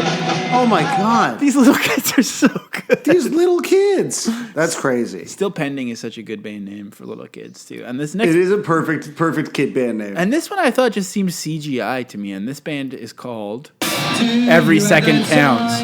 It kind of looks like they've been like CGI'd in or something. Or it looks like it's lit in such a strange way. Like the background looks unreal. And like it's at a different angle than everything else. This is very unsettling in a weird way. Sometimes I give myself the creeps. Sometimes my mind also the audience sounds fake. Yeah, for sure. What are those? What is the wall? Like what is it? It looks like a keyboard, like a computer keyboard. Yes, the bass player definitely does not know how to play the song. Well, also the sound guy comes in. The sound guy comes and fucks with his tone. He's like the tones. Nothing better than a guy in like hiking boots and cargo shorts with a huge ponytail, like walking on stage just to adjust like the presence on your amp slightly. I don't know, like it's such a bizarre, like it looks like Second Life or something, but it's not. It's just the one normal life. It's really just weird. The one normal life. It's so weird. So that's that one. What's this band called? Hipsters and Cream is the name of this band. Ooh, yeah. They play the Offspring first and then they get into it. Hipsters and Cream is a pretty fucked up band name, if you ask me. They have like a custom kick drum. and their logo is like a mustache. This looks like shaving cream in the Winners men's Father's Day section on that table. You know what I'm talking about. If you've been to Winners, you know what I mean. Oh my God, they've even got a hole in the wall, like an angry white guy punch behind the bass player. There's a drywall white guy punch hole. Oh wow, yes. White guy punch. So Hipsters and Cream, that's a pretty bad band name, I think. Up next is Unicorn Vomit, which is kind of, I guess...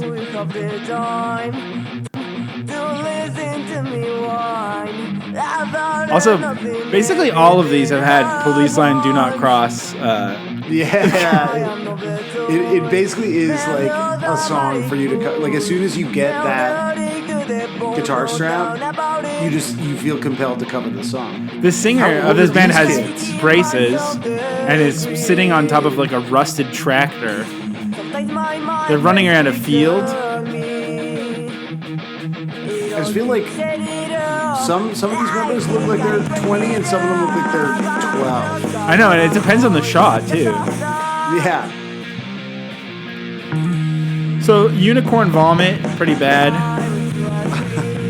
The next one, I'm almost not even sure if I should play it because the band is called the Iron Cross, and I'm afraid that it's like one of those neo-Nazi, like that neo-Nazi like Taylor Swift band or whatever.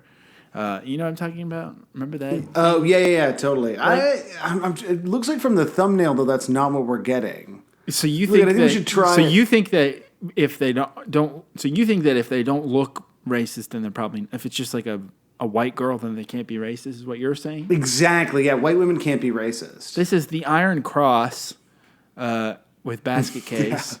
Jesus. I don't know about that. Look at the logo! It's very, it's definitely an Iron Cross. I don't know. Also, I feel like a few of these videos have had the same rotating record in the corner. Yeah, the Smoking Dudes. This is related to the Ramp, I think.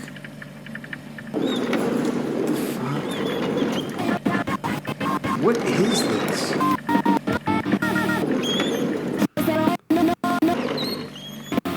These people look too wacky to be racist. Like, maybe they just didn't realize what they were getting into. Maybe just thought it was, famously strong imagery of iconography for racist groups. Maybe they were just attracted to the logo.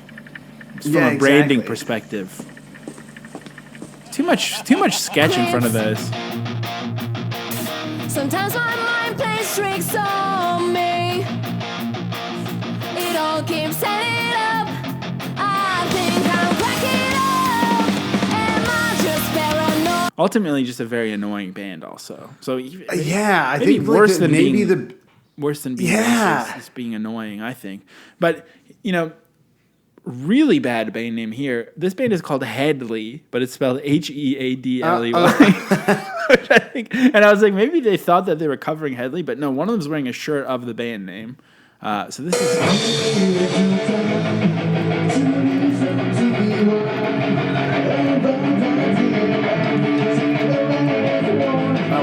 Iron Cross has also got a GoFundMe for their studio. It's the same studio, I think, as that other one. Oh. I think it's the same studio. This band's pretty good. I think they're maybe Indonesian based on their YouTube page. I'm glad the guitar player has their own shirt on. Really reclaiming Headley. Yeah, I think it's kind of cool actually to call it.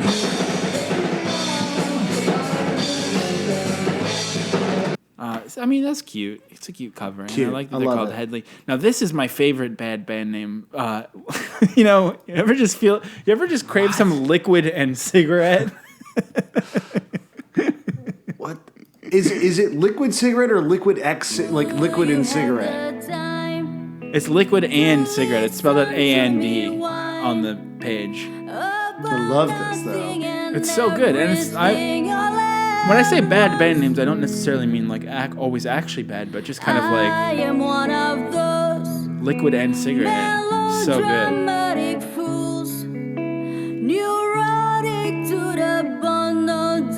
I think she has braces on too. But these people are adults. Sometimes I give myself the creeps. Sometimes my Like reading this with such reverence is amazing. It all keeps adding up. I think I'm breaking up. Am I just paranoid?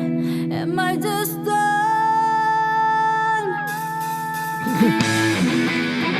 And then they just kick in. Well, you know, once that liquid and cigarette hits, it's just kind of it's game over, really. The classic combo. And then finally, I just thought, in terms of like lazy band names, I just love that this band is just called the Covers Duo. And that's what they are. They're a covers duo. Truth in advertising. Very expensive looking video as well. Yeah. Well lit. I don't think it's from the ramp. Dramatic fools, neurotic to the bone, no doubt about it. Sometimes I give myself the creeps. Sometimes my mind plays tricks on me. See, it's hard. Some people are not nailing the acting. You know? They're not nailing the what? The acting. Like, this acting is making me uncomfortable. It's very uncomfortable. I thought when they came in there was going to be more that happened. I almost actually feel like they took turns filming each other, the Covers duo. When you're called the Covers duo, I want a shot that has both of you in it, but there's never that shot in here. Interesting. It's like a pokeroo situation. So maybe that's why it's so uncomfortable, because it's too intimate. It's just one person filming the other person. Right. Yeah. So, yeah, that's the Covers duo. Now, here's an annoying guy playing piano.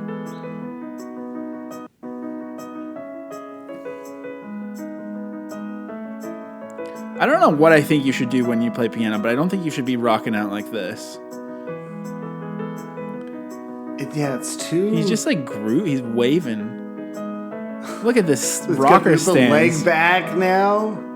This is better because before it was like he was sort of bopping, but in a way that really looked like he was trying to fuck the piano. Yeah, I know.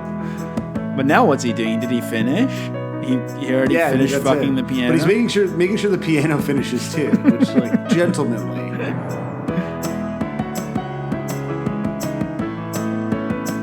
Watching someone rock out on a piano like this, like at home, like if you're like at a show, I don't know, it's a little weird. It's just, I don't know if I like it.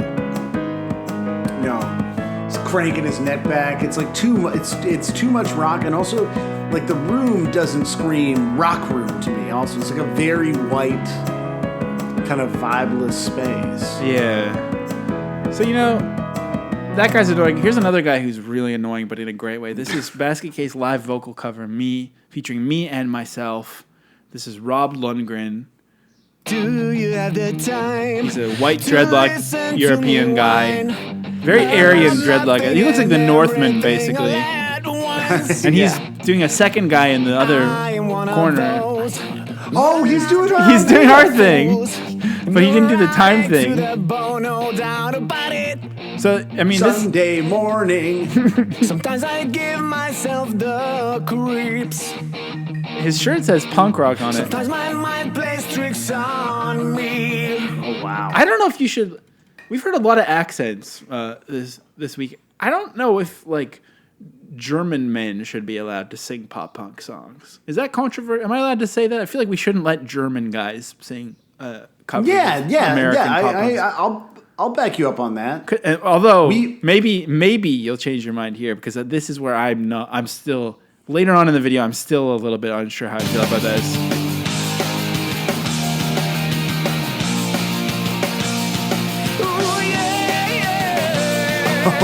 Okay.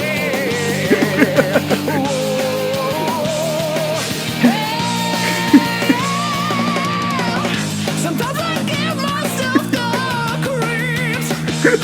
Wow. Okay. Maybe if you go full Bruce Dickinson, it's allowed. But. Yeah, no, I'm sorry. This guy's allowed to do whatever he wants. He's even allowed to wear those dreads.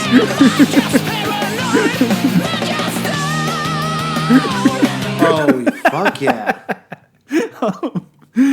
Oh, I mean, that was so high energy. I think we just need to listen to a guy named Mike now. This is Mike doing a chill cover. He's the opposite of dreadlocks. He's a bald man. Do you have a time to listen to me whine? This is awesome. You know, this is just what he does at the end of his day. He said this is just a chill cover of Green Day Basket. It kind of reminds me of those Vin Diesel cover videos. Totally, yeah, it absolutely has that energy.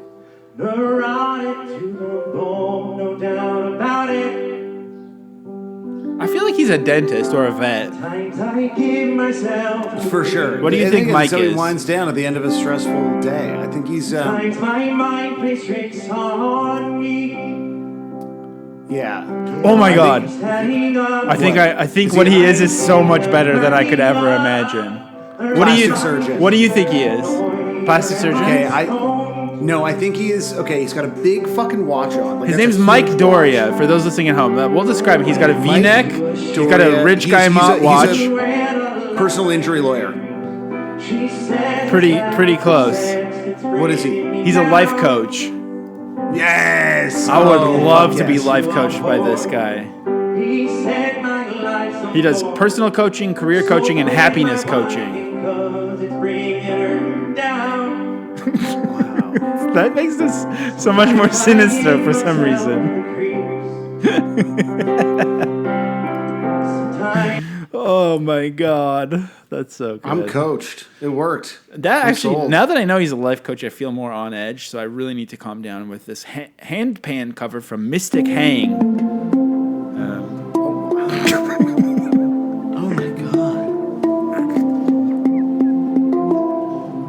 Yes. Mystic Hang. I don't think we've ever seen someone play a hand pan before. How is it that... Especially with a GoPro in the middle of a basketball court. How have we made it this deep into the podcast without ever seeing a hand pan cover? I don't think I've ever seen a hand pan. I don't think I knew about this thing. Maybe I did. It seems like something that maybe I did, but I feel the same. The filming of this is I like so it's just a good. karaoke backing track or whatever. Like.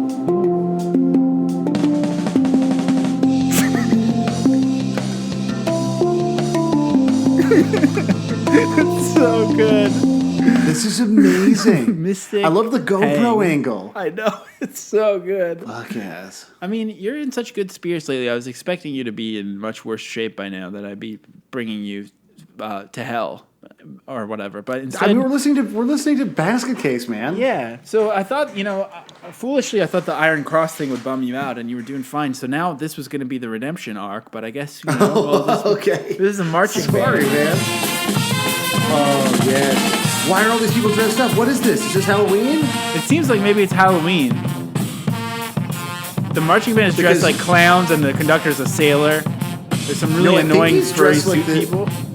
Is he dressed as a sailor, or is he actually dressed like his hat has come up? Is he dressed as the Stay Puft Marshmallow Man? Oh, you could be right.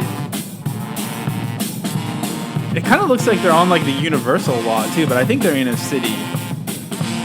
I don't know. You're right. This doesn't look. What the fuck is this? This is amazing.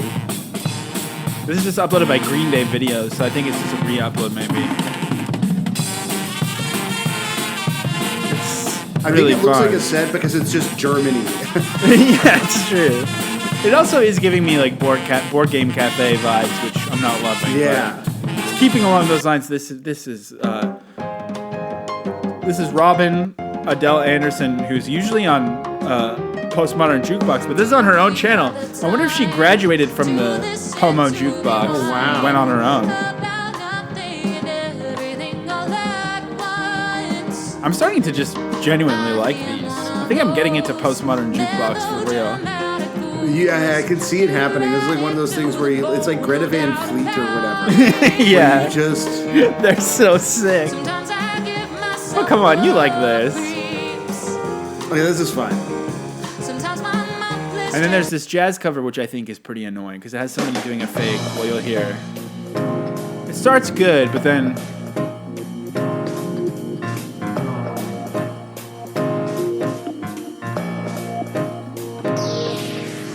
I like that sound. No.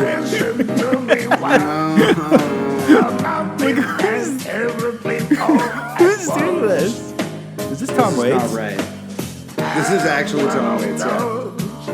Yeah, this one is just fucking disgusting. No doubt about it. Sometimes I mean, I do love that one chord at the creeps part.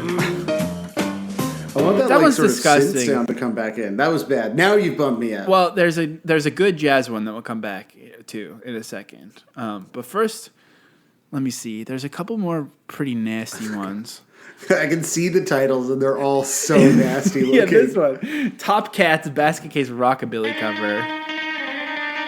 It's just, you have that time to listen to me whine. oh man. The photo is perhaps of the performers here, or just a generic rockabilly. It's definitely like when you pull over in a small town in California and there's a rockabilly store. These are the people working there. Yeah. Oh, every good city has a rockabilly store. It's just one of those things. It is weird that we've done, as you were saying, we've also done this for so long and not come across much rockabilly, really. Yeah, that's true.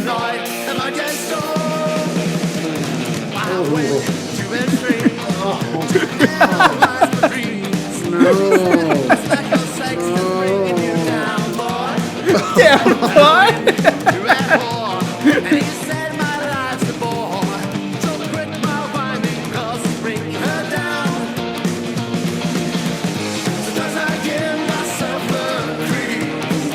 Kind of whips, actually.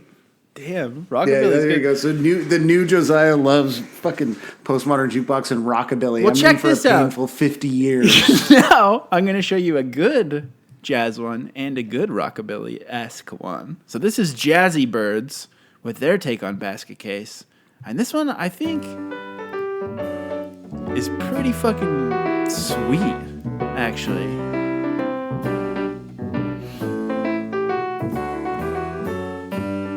It feels like it's really leaning into the packabell of it all. It's true. Maybe that's why it's so good. It's just a Nice jazz brushes on the... Do you have the time? No, but then there's like a nice lady in the back of a car in No, this Europe is somewhere. Nothing and It's all black and white. everything all at once. See, like this doesn't feel like hokey. This just seems like French. Exactly. I feel like I'm smoking a cig while I watch this. Yeah. No, this is good actually. Sometimes I give myself the creeps. It's so good. Sometimes my mind Yeah, plays this is tricks sick. on me. It's like basically a Godard shot with her in the back of a car. I'm cracking up. Am I just paranoid? Am I just stoned? Oh yeah. Trying to figure out where they're from. I think they maybe are French. I think they're Hungarian. I think they are yeah, members. you're right. I think this is like what a few members of the people in the orchestra for the Hungarian opera do in their off time. That's so sick. These Although they're people fucking cooking. rock. Yeah. Okay, right? Yo, the Hungarian opera is lit. Well, check this out. Now I'm going to make you like rockabilly. This is someone named Billy Opal, O-P-E-L. I mean, first of all, just look at this rockabilly-ass font alone. Billy Opal sounds more likely to be racist than the Iron Cross. Look at this guy. Oh, wow. Okay. I mean, maybe it just looks rockabilly. This guy looks like Rockabilly Rob Ford. I don't know how else to describe it. It's true.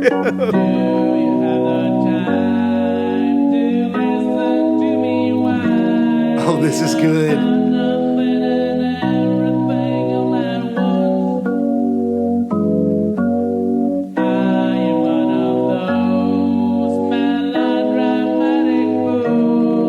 This feels like it's from like a lost recording from the 70s or something. Yeah, like this seems like something where you'd be like, someone you know said you've never. This is incredible. Like this is like.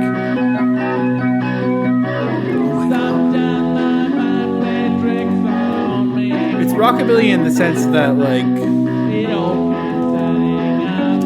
Maybe there'd be a rockabilly Played character. by a guy named Billy, and he's well, rocking. I mean, it's like Jim Jarmusch rockabilly or something. It's like art house rockabilly. Maybe it doesn't do anything. No, I love that it also doesn't go anywhere. It just stays like with.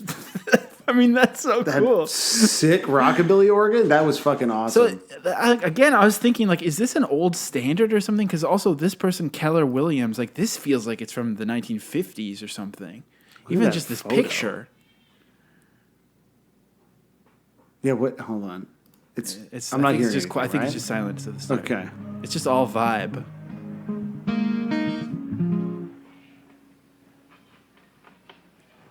All right.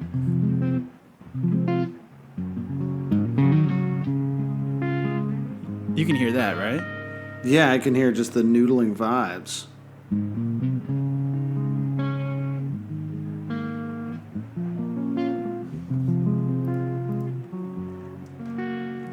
I need to look this guy up again because I have a feeling like Caleb's gonna be like, "Oh, I have this guy's lathes or something."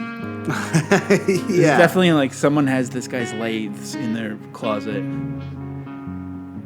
This is an American bluegrass folk rock singer.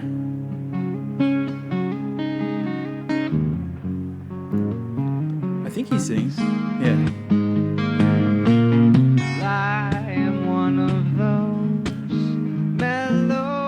Like, are we sure this isn't a old standard?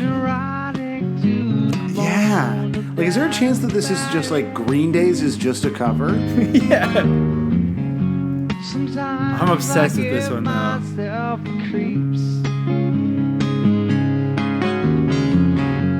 Sometimes my mind plays tricks on me. So that's Keller Williams. And then the final cover is not actually going to play on Watch Together because it's on Bandcamp. Oh. So I'm going to send it So to you're you. just going to play it, yeah. I'm going to play it and you're going to listen. We're going to listen at the same time. We're going to listen to the full thing. This is somebody named Larsht _LARSHT_ from an album called SIMT, released last year on Concate Phraseation, UK label. This is a, this I think is breakcore. I don't know if I know I don't know if I know the terms perfectly, but this album, SIMT, I was listening to a little bit of it earlier, and it was making me feel sick in the best way that I love. It's so maximal. awesome. So this is called I Love Green Day by Larsht. Let's check this one out. Do you have the time to listen to me whine about nothing and everything all at once? I am one of those melodramatic fools. Yeah. To the bone, But just wait. He gets... Sometimes I give myself It goes where it needs to go. Sometimes my mind plays tricks on me. It all keeps adding up. I think I'm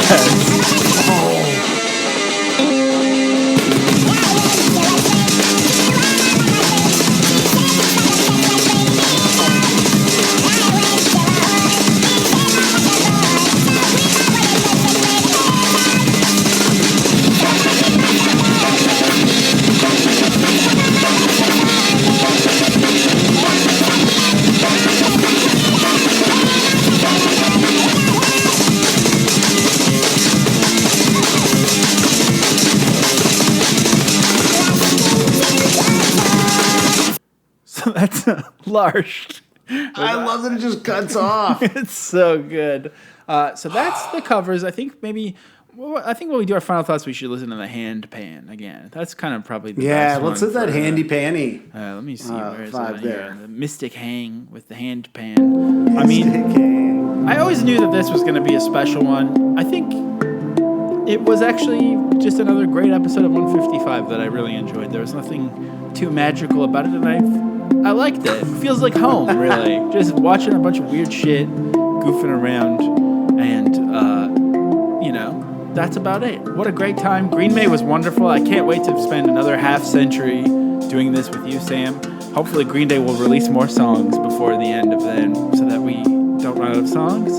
And I wish we had talked more about soldiers who had all their limbs removed and had to be carried around in a basket. How about you? We did it twice. So I'd say that's a victory. Look, Green Day rocks. Can't wait to do it with you until both die together in a hospital. Good morning style.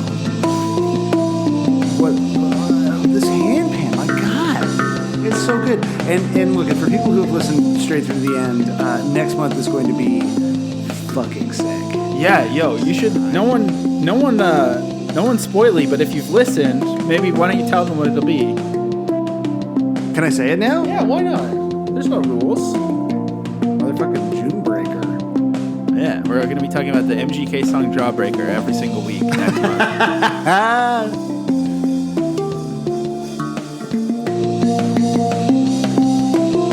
I'm very excited this week to welcome our guest, Brendan from Wheatus. What's up? Hey, how are you? Great. How are you doing? I'm okay. I have COVID. Oh, my God. I mean, I'm pretending to react for the first time, but you did just tell me that lead up. It could have been a great lead up, but that sucks. That's terrible. Yeah. Well, I guess it's part of the world these days. Yeah, I can't believe you're just getting it. I mean, I know this already. You're getting it for the first time right now. How did you last this long without having COVID? Just being diligent with the mask, and we toured a lot, but we kept to protocols so strictly, and we were lucky too. That's the other thing, Yeah. Jeez. Well, I mean, and now you have to talk to me.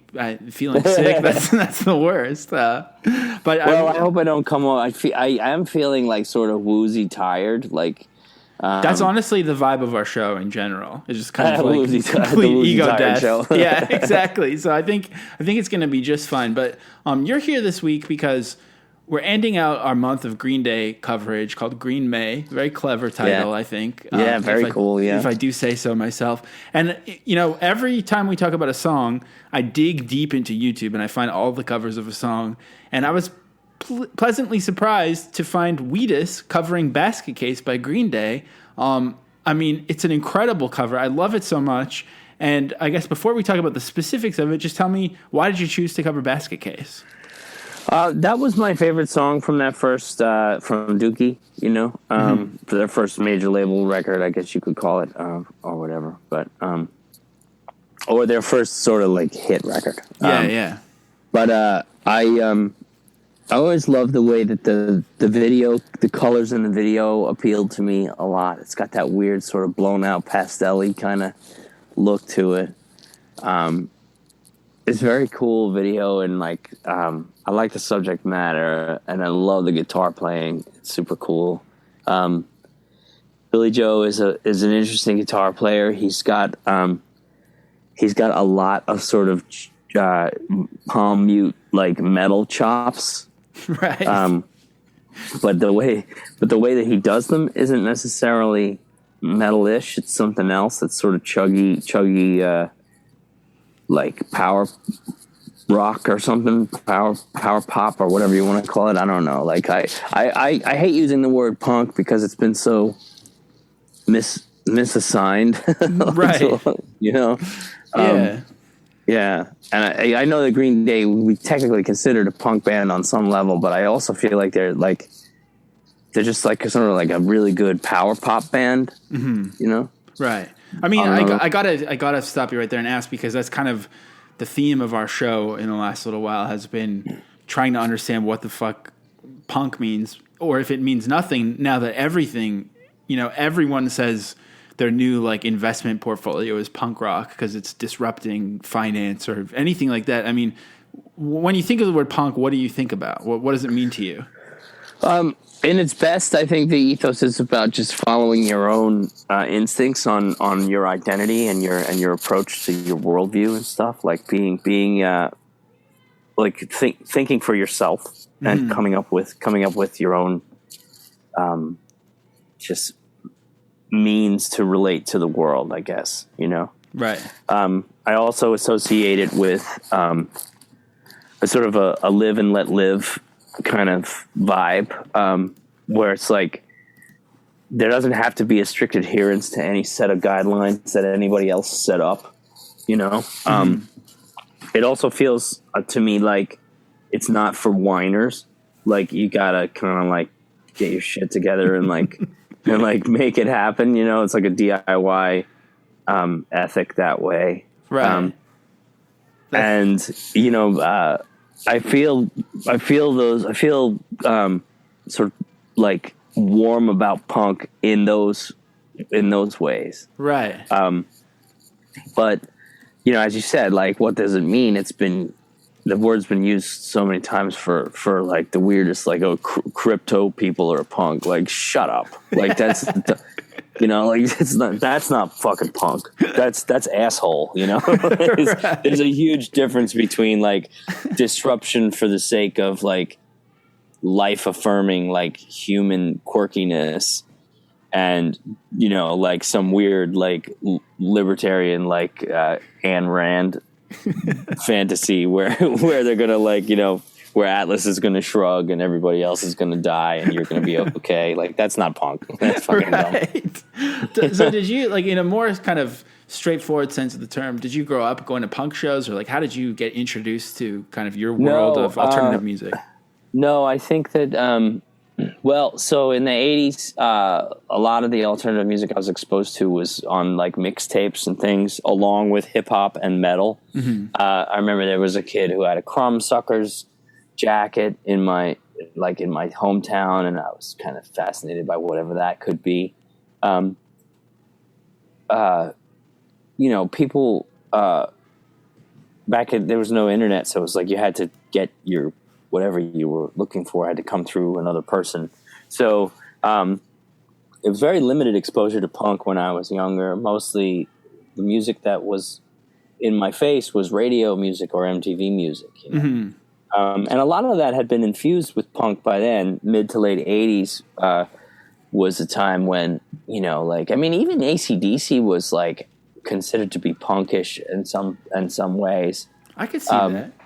Yeah, and if you listen to Let There Be Rock, that record is trash punk rockabilly, like that it's so trashy and like just I was gonna raw. say it's very stupid music, which I think is pretty punk as well.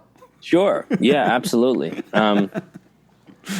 Eve 6 have a cool new punk song. I think it's called "I Want to Bite Your Face." It's really like the true essence of like a punk love song, Okay. Excuse me. Sorry, there's the COVID. Yeah, there it is. Featuring Wheatus and COVID-19 on this episode. Yeah. COVID is like, keep talking, pal. Okay, so that's interesting because I think you've still kind of arrived at a similar place. I mean, I'm watching the Basket Case cover that you did. Actually, maybe I'm going to play a clip of it a little bit, just so you can hear Wheatus do Basket Case. I'm going to play a little clip of it right here. Do you have the time to listen to me whine about nothing and everything all at once? I am one of those melodramatic fools, neurotic to the bone, no doubt about it. Sometimes I give myself the creeps. Sometimes my mind plays tricks on me. It all keeps setting up, but I think I'm cracking up. Am I just paranoid? Am I just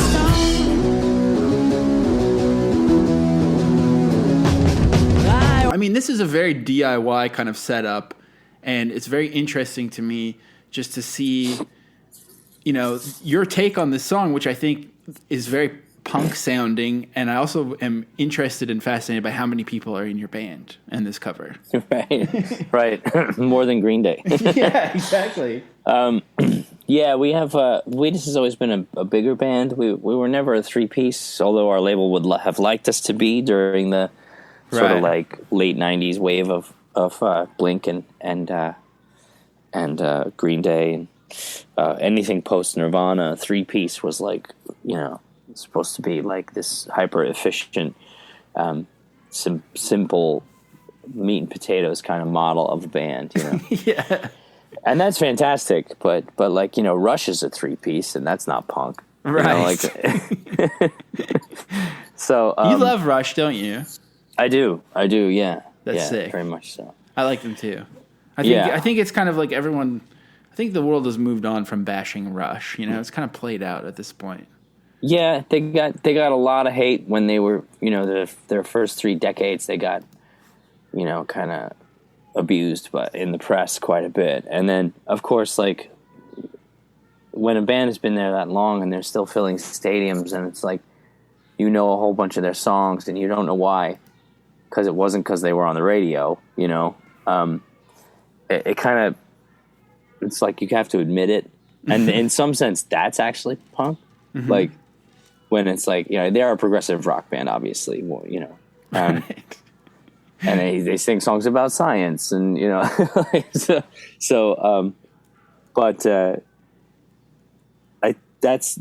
that to me is a punk moment. Rush sticking around long enough and being good enough, and winning over all the critics. Right. That's kind of punk. Yeah, I mean, it's definitely something special. But so I think the point there, sorry to interrupt you, is that something can be ethically punk but not stylistically punk. Right. Exactly. Yeah. Right. And things I think very much can also be stylistically punk and maybe not ethically punk. That's an interesting. Exactly. That's see all the branding around anarchy symbols and Hot Topic. I kind of love that kind of shit too, though. To be honest, it just makes me happy, and I'm still working out why, but I just think there's something so ironic about it that it just tickles me in a special way. Well, if you're a true punk fan, it's like almost like Punk 1. Yeah, that's true. That's very true. I wanted to ask you a few more things about this song. So, I mean, I love your cover. The full band, it's so sick, and it feels it's such a nice feel. Like the video is just so it's not super polished. Like we've watched a whole bunch of other established artists cover this song. Like the band Bastille covered it for the Tick reboot on Amazon, and it's like this ridiculous orchestral. I think it was kind of a disaster, but it was so nice to just see you and your band just rocking out, just straight up killing this song. Well, it's a fun song. It's got a flying by the seat of its pants kind of guitar riff feel. Mm-hmm. I love chord riffing, which is essentially what Billy Joe does. He's a chord riffer. He's creating the shape and the framing, or the blueprint is a riff, Right. But there are no individually plucked notes on the guitar. It's all riffing. It's That's all so strumming, true. Yeah. which is cool. And yet, who probably the inventor of that, if I had to go all the way back, is probably Dave Davies, from the Kinks. Oh, yeah, okay. Who da-na-na-na-na, right. Okay. That's not a riff, it's a chord riff. He's playing chords there, True. That's I've never thought about it that way, but that makes so much sense, and I think that's what separates Green Day from Blink-182 maybe is and I think that's why Green Day is so powerful as a trio, because you don't actually need the other guitar, even though I know they have one now. But you don't really need it because he's filling in all the gaps with his chord riffing. It's not required to get the point across. He's a very efficient arranger that way. This song is kind of a lot of people have pointed it out, and so many great songs are written with the chords, at least in the verses on here, from Pachelbel's Canon. Have you ever used that for a song, or how do you feel about that being? To me, it feels almost like a cheat code, because I'm always going to love a song if it follows Pachelbel's Canon. Well, I mean, your brain loves that, whether you're into Pachelbel or not. Your brain picks it up, and it's the math of it. It's a balanced equation that leaves you feeling emotional, right? The interesting thing about that progression is that things can be done with it that make it sound like it isn't Pachelbel's Canon, right? Which is, I mean, you can research and find out that our song, "The Truth I Tell Myself," from our third record, is basically that. I substituted some chords and moved the verses around, and it's a different key and everything, but if you went and told somebody that the Wheatus song, "The Truth I Tell Myself," and Green Day's Basket Case are both Pachelbel Canon, it's like no, not really. Right. Yeah, but what's being done there, is something that makes it like, no, it's like they might have used the blueprint of that, but they didn't build the house that looks like it. But do you think like Green Day in the early to mid 90s like knew that they were using Pachelbel's Canon, or do you think that they just like stumbled across it by accident? That's kind of a hard question to answer if I'm not Billy Joe myself, but but my guess would be that he wasn't thinking about it that much. Right. Like in terms of like, oh, this is definitely a classical piece that, like I think he's probably just following that emotion and finding that math that gives you that emotion. It's true. And like same with when you used it. Like, did you sit down and be like, okay, I'm going to use Pachelbel's Canon? No, absolutely not. Right. It just kind of is a feeling. Yeah. But one of the things when I was in high school, they made us watch Ordinary People with Donald Sutherland. I don't know. Oh if my you God, remember I watched that like very recently, and I Really? loved it. It's so melodramatic and good. Yeah. Well, that's in there. Canon is in that. Yeah. Totally. And that was an interesting. It's like one of those like.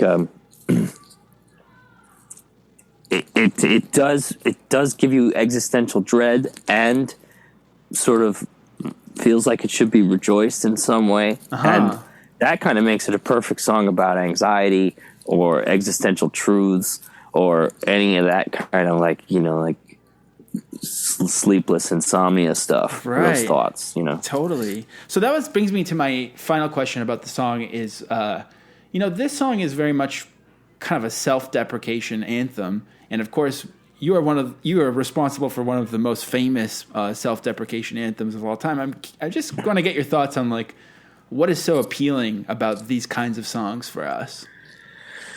Well, if you're trying to tell the truth in a song and really be vulnerable, it's not enough just to kind of list your faults. You have to show them in action. You have to like illustrate, like actually like be faulty, which is even weirder because you think when you do something in the art world, there's this temptation to be like, I'm not going to let anybody hear it until it's perfect, right? Mm-hmm. Like this perfection standard, but that's not how it works. You need to be messy and incomplete and imperfect in order to appeal to people, because everybody senses their own imperfections on some level, and they bother you, Right. And if you throw on Basket Case and you're suddenly listening to this guy who, is blasting this perfect arrangement out your speakers, and his band is awesome, and the sounds that he's put together are unique, and he's not ripping anybody off, and he's like totally killing it. It's like the final cherry on the sundae is that this is an imperfection that you recognize in yourself. Mm-hmm. This thing that's just making you feel so strongly about something is a reflection of imperfection. And in that sense, like being vulnerable as a songwriter was, in my opinion, of course, would be required of Billy Joe to even get the song finished. Right. To even finish it, Billy Joe had to be like incomplete himself, fractured, imperfect, faulty. And actually the song is what is it? It's an illustration of that. It's like that. It's his imperfection in action. I need to delete the rest of the episode because you've just perfectly, you've poignantly described everything, and we've just been kind of goofing around for 2 hours. Yeah, you can cut the point out where you can please cut the point where I said Billy Joel by accident. But, yeah, I'm a Long Islander, so that's like one of the my muscle memory for my mouth works a little bit on the Billy Joel tip. That rules. Well, thank you so much. So before you go, I know this cover that you guys did was from your Patreon. I mean, do you want to explain your Patreon, or do you want to plug anything else? Sure. Patreon.com/Wheatus it's a small community of people who join us for Zoom performances and other things. We do debut our records there before anywhere else, and there's lots of special little stuff. But there's also it's also important that I mention that sometimes we go along the lines of that imperfection. We go at it with a challenge of like make the audience ask us to do something we don't really know how to do. Oh wow! So we had a covers series, and Basket Case was one of them. Now, Basket Case for us is a cheat because we've been playing it on tour here and there.